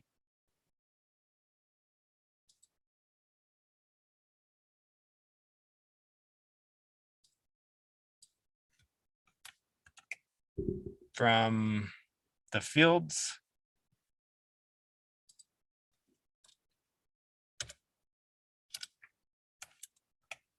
we also borrowed a var key field and the des_nym field.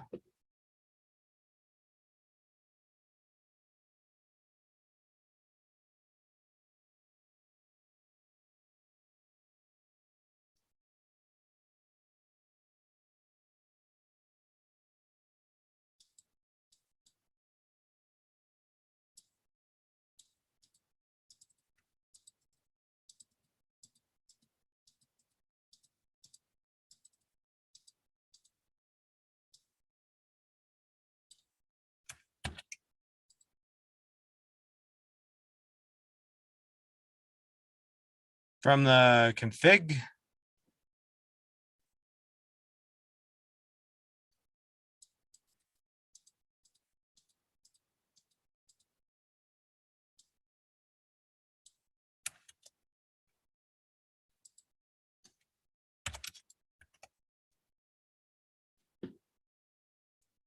alias field limit. I believe there's, oh, we need to actually define two, and import them. No, only one. So from our constants, we need nym and then image, which we have not created yet. And that will give us all the imports for our new nym operation. This new class, which defines our extra field, is being called inside a client operation fields, extending plenum to have our feature. I believe I'm about to jump out of this file. Daniel, do you have anything to add? Nope, that's everything, I think. Yes, I think we're on track. Wasn't worried at all. Okay. The image, we're going to add that to our constants. We can find that inside of Indy common constants. Also, if you're developing and you're just looking around, you could possibly jump in. Visual Studio's thinking. Okay, so inside constants, we have a whole bunch of things defined that are used in multiple places. In the tests, I want to call out to get around the dependency so we could just run. I did not use constant. Also, I'm not sure if best practices would have you use a constant. Lynn knows best practices. Daniel is very knowledgeable. Daniel, do you have a? Within the test, it seems to be acceptable to not use those constant values, but that would, of course, be a pain if you ever did change them, because you'd have to change the test manually. So when making changes, that's something to keep in mind for sure. But there's less of a strong requirement in the presence of this constant in the tests. Thank you. I agree with that. Here we go. I have added the constant for image. If we jump back to our types, we should now have, oh, it's thinking, we'll catch up. We don't have to wait for it to catch up. We have now defined our new operation for nym with an image tag, and we have extended it. It's time to jump into the actual handler. So if we go into Indy Node, and look at server. Inside servers, you will find request handlers, and there's request handlers for each subledger. And then there's a read request handler. If we go into domain request handler, we can find the NIM handler. And in review, as Daniel went over this, the NIM handler is extending Plenum's handler. We can actually go look at that. The NIM handler extends a write request handler, which has a mandatory static validation and additional dynamic validation with update state. We won't go into that code any more than that short review of what you just learned. So inside the NIM handler, there's nothing we need to change for static validation. In the additional dynamic validation, we could, just to briefly call out, you're looking at Plenum still, by the way. am I? Yep. There we go. Thank you. That was bad. That would be the second time. Here we go. On track. Static validation, we don't need to update. Dynamic validation, we could update if we had restrictions around the image. We're not going to be that robust.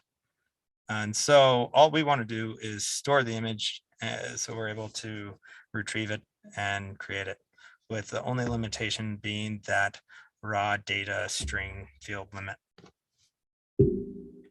And so inside of the update state, which the icebreaker we went over, we can see that there's checks for different things of the operation, the transaction.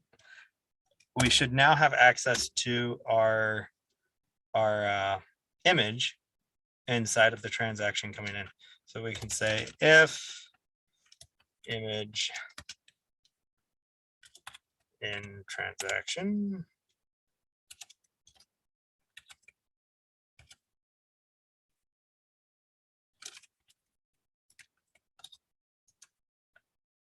got it.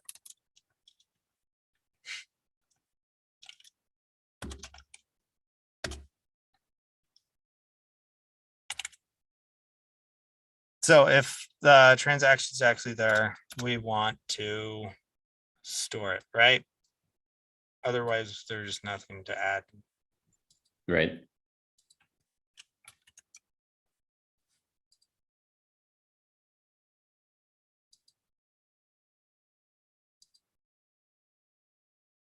That just added the import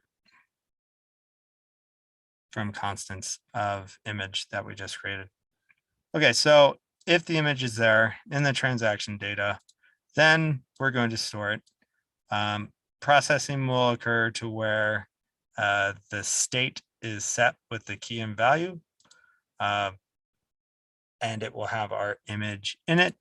There's nothing else I believe we need to do. Any final comments on this directory before I?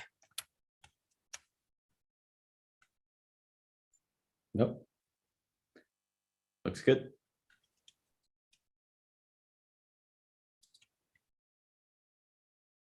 Okay, I'm gonna make sure I have everything saved. It appears I do. We can come back to this test. Review that we're preparing an M transaction, adding an image to it, sending it off, and then we're retrieving that NIM back from the ledger and checking that the image is there.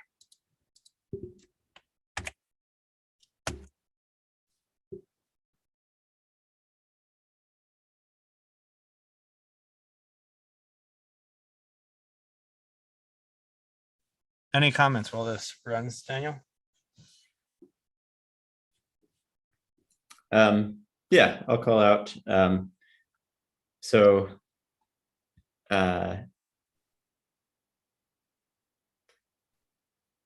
there's an effort ongoing in the community right now for a did Indy method, which adds an attribute onto the NIM for did doc content.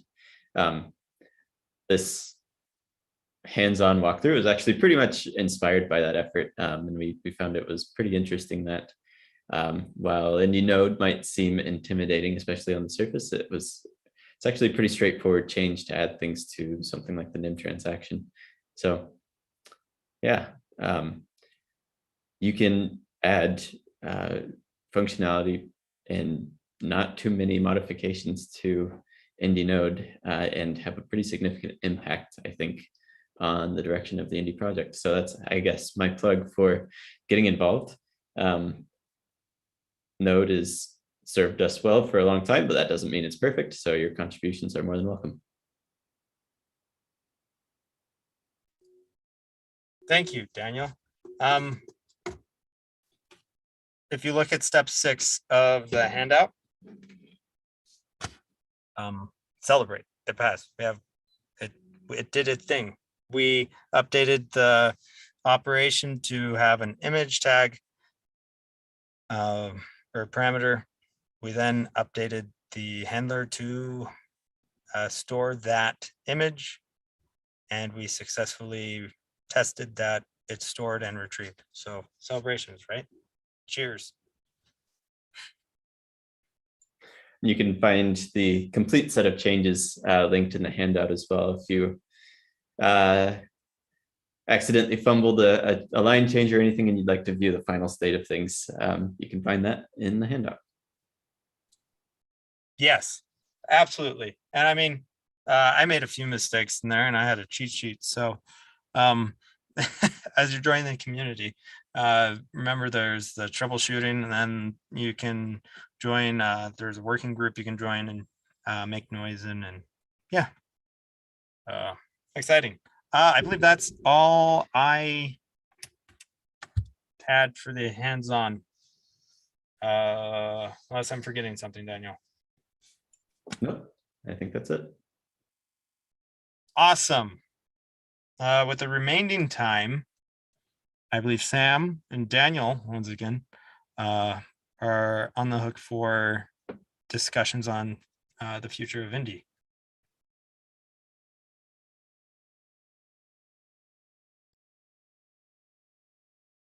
Oh, this helps if I unmute. We sure are. We want to talk about the future of Indy here because it can give us some insight into sort of what's happening, what's coming up as new, and what we can look forward to. So we wanted to talk about some concepts as it relates there. To look forward, I want to look back a little bit. Indy pioneered kind of a lot in the identity community, and among others, it was the first production deployment of a CL signature based credential. We avoid all of the issues around proof of work and extraneous energy, et cetera, because of its constructure. And it's the only identity focused ledger that we've got. There's lots of ways of doing identity on other ledgers. If you go look at did methods, then there's lots there. But we've got one. We don't need to be concerned about the various uses of our ledger because it is focused entirely on identity, which gives us a pretty huge advantage. So I want to talk about a couple things with the future of Indy. The modularization of Indy SDK, Indy in a multi-ledger world, the did Indy method, and a non-cred standardization. This is going to be a little quick, and we don't have the full time to go into all of the details here, but can definitely entertain some questions. And your effort, of course, is invited if you would like to get involved in any of these things. There's open efforts going on all of these, which is pretty great. Daniel, is this me or is this you? This is me. So perfect. We talked about this already during our brief discussion of the Indy SDK, future of the Indy SDK previously. So this is more a review that this is happening than anything else. So the Indy SDK, like I said, has been serving us well for a long time and has been a foundational piece of the Aries ecosystem, as well as being crucial to the Indy ecosystem. That being said, we've discovered, that it would be really nice to have these modular components that we can pull down and use independent of the other pieces of the Indy SDK. And so that effort was started some time ago now by the government of British Columbia and their team over there. So a huge shout out to all the efforts that they put into these separate libraries. So with the Ndvdr, we have ledger communication independent of the original SDK libraries. We have IndyCredX, which is a non-creds libraries for constructing those objects, again, independent of the original Indy SDK, and Aries Ascar as a secure wallet storage solution. Again, this time in Hyperledger Aries, but independent of the original Indy SDK wallet. Thanks, Daniel. And again, just a review, as Daniel talked about that earlier in the efforts going on there. So that's modularization of the Indy SDK. The other thing I want to talk about is the difference between one ledger and a lot of ledgers. We began with a single ledger oriented sort of as a utility, and there became a lot of reasons why different Indy ledgers were spun up and are under use. And so an early one, for example, was Finland. We lovingly call Findy, and they and the government of Canada, et cetera. And as it turns out, there's a whole lot of reasons why, particularly countries, are interested in running different ledgers. And part of it has to do with various regulation that requires solutions that a government is involved in to not to depend on foreign interests. And while a very distributed ledger solves lots of those issues, most regulation hasn't really caught up with the concept yet. And so we ended up with not just one Indy ledger, but a lot of Indy ledgers. And so it's a changing world that we find ourselves in now, and several of the other items that we're talking about relate specifically to this sort of new world of lots of ledgers instead of just one. So which ledger do you use? And the answer, I think, is a little insightful to how you're thinking about ledgers and the role that they play. So every ledger offers services, and you want to use the services from any and all of the applicable ledgers that make sense. For example, Indy does not contain the general transfer of money. That's like not a thing an Indy ledger is going to support, or will likely ever support from a general purpose perspective, right? So, but that's what Bitcoin does. So there's nothing wrong with using Bitcoin to transfer a Bitcoin and using an Indy ledger for the identity components. You're using a service from each of them. And I think we'll see the evolution of more ledger services. NFTs are an interesting example of a type of service that a ledger can offer. And as useful applications of that technology, present use cases, there's nothing wrong with using ledgers with the services that they actually provide. So the answer on which one do I use is you want to use as many as are useful. And we're moving into a world where the software that you interact with will be able to reach into whatever ledgers actually make sense. It's a trick question because there obviously isn't one, but that's the concept that I wanted to bring up, is that the goal of Indy is not to be the one ledger to rule them all. It's to solve its very specific problem for identity in a way that allows it to be joined with the services from others in a really useful and powerful way. So composition here, not really adoption of all of those various technologies. So to aid that effort, one of the things that's happening here is the Ndvdr method. Yeah, so kind of harkening back again to where we started with Indy. So Indy was around well before the W3C DID specification came into being. And as a result of predating that specification, there's some terminology and ways that we handled things back in the day that don't map perfectly onto the specification as it stands today. So the government of British Columbia put out a Code With Us bounty to bring the Indy node and Indy ledger up to date with the DID specification. And on top of that, also make it possible to reference multiple Indy ledgers out in the world today. So where previously there was DIDSOV, which was used for referencing DIDs on the sovereign ledger, there are, of course, as we just discussed, multiple variations of the Indy networks out there. So the Ndvdr method provides a mechanism for specifying which network on top of returning a DID core spec compliant DID document on retrieval of a DID. So Indicio was awarded this bounty, and we are super excited to be working with BC Gov on this, and this is currently under active development. We are scheduled for this to be hopefully all merged and buttoned up towards the end of March. So to highlight some cool stuff that Daniel just said, the did Indy method isn't, you don't have to make your own if you're running an Indy ledger. The did Indy method can be used with any Indy ledger. Furthermore, it allows the referencing of between ledgers of certain objects. For example, if you had a schema on a different ledger that you wanted to reference, you can do so. There's some really powerful things coming there that will add a lot of power to what's going on. And so this helps substantially when you have an environment where you might have for regulatory reasons a ledger that is different, and this enables wallets to easily manage and use the assets of any of these ledgers without having to be locked to a specific one. There's and this is a really nicely designed way to do that. As Indicio, we're excited to be involved here and grateful for BC Gov support. There's another effort that relates a little bit to this. There's an effort underway to standardize the non-creds CL signatures based credentials as a standard. This is basically an effort to document and standardize the de facto and non-cred standard that exists today and is active in use in Indy ledgers. One of the complaints against the non-creds is that it specifically requires Indy. While we happen to like Indy, we love the concept that a non-creds could gain further traction.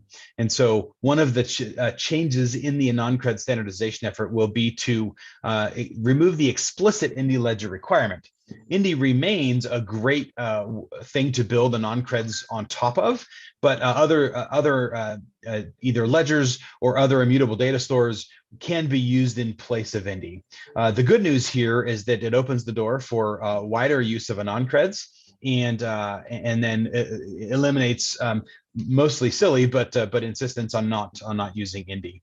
And so some of the cross-ledger reference stuff that is being worked on as part of the did Indy method will play a role here. The work for the non-cred standardization effort is being pursued at the IETF and will predominantly involve documentation, although there is some very small changes to make to the formats of referencing credentials and the various objects that they require, such as credential definitions and schemas.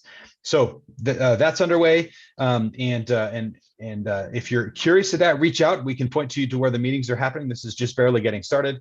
We're going to have another pre-meeting this next Monday. Stuff's happening real quick, and so if you're interested, then please reach out on Rocket Chat, and we'll get you in touch with the right people to participate there.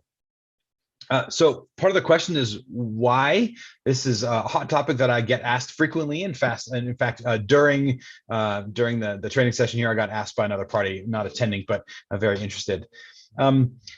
So we were hopeful that the privacy features of JSON-LD BBS plus signatures would reach parity with the things that we have in a non-creds. That has not happened. That's not been abandoned, but it certainly isn't on the fast track that we were hoping for. CL signatures based on non-creds are already widely deployed, which means that seeking that as a de facto standard is a useful step towards whatever ends up getting developed in the future. And then it could possibly also set the stage for a future version of a non-cred where we don't have to give up the privacy features that we have, but we can use newly developed crypto and other sorts of things to continue to innovate on top of that standard. A future version of a non-cred is not a soon thing. That's a much longer development effort. But seeking the de facto standardization of what we've already gotten in non-creds will be something coming much faster. And so that's a lot of stuff. I just realized the chat window wasn't up, and so I have no idea. Oh, I do have it up. Yeah, so if you have any questions, also we'll be hanging out on Rocket Chat, and we can answer questions there or point you to the appropriate resources. And that's a little bit of look into what's coming for Indy. Lots of development and changes that will both make it more powerful and more flexible. And with that, thank you. We are 9 minutes early, and here's where we are. If you have any questions or if there's things that we can help you with, please reach out on the community channels. We're grateful that you've attended here with us today. We love Indy, and we hope that you do too, and that you have some time to both be involved in whatever capacity is available, and that includes using the technology, developing it if possible, participating in the community. All of those things are open and welcome, and we hope you take advantage of them. So thank you, and I hope you have a fantastic day.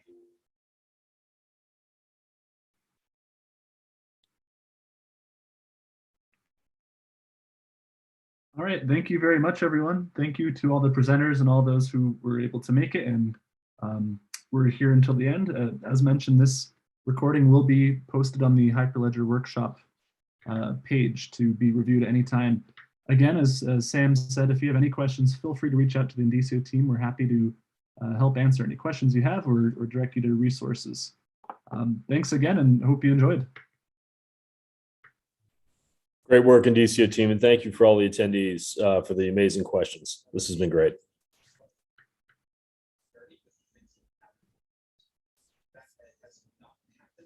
Sean, I know there are multiple requests about the slides and about the previous Aries workshop as well. Do you have any update on that in particular? We are getting an email out to everybody who's at the Aries workshop this week, and that's going to include all the links and a link to the video. And we are going to work to send out a similar email probably on Monday for this workshop, which will include a link to the slides as well as a link to the video. We want to get it out as quickly as possible. So we'll get that to folks. Keep an eye on Rocket Chat, or keep an eye. There will be an email going out to all the registered participants as well. Hey, thank you for the support of this whole thing and for helping out with sending those materials. Thanks, Sean. No worries. James, I'm going to turn off the stream, okay? Yep, sounds great. Thanks.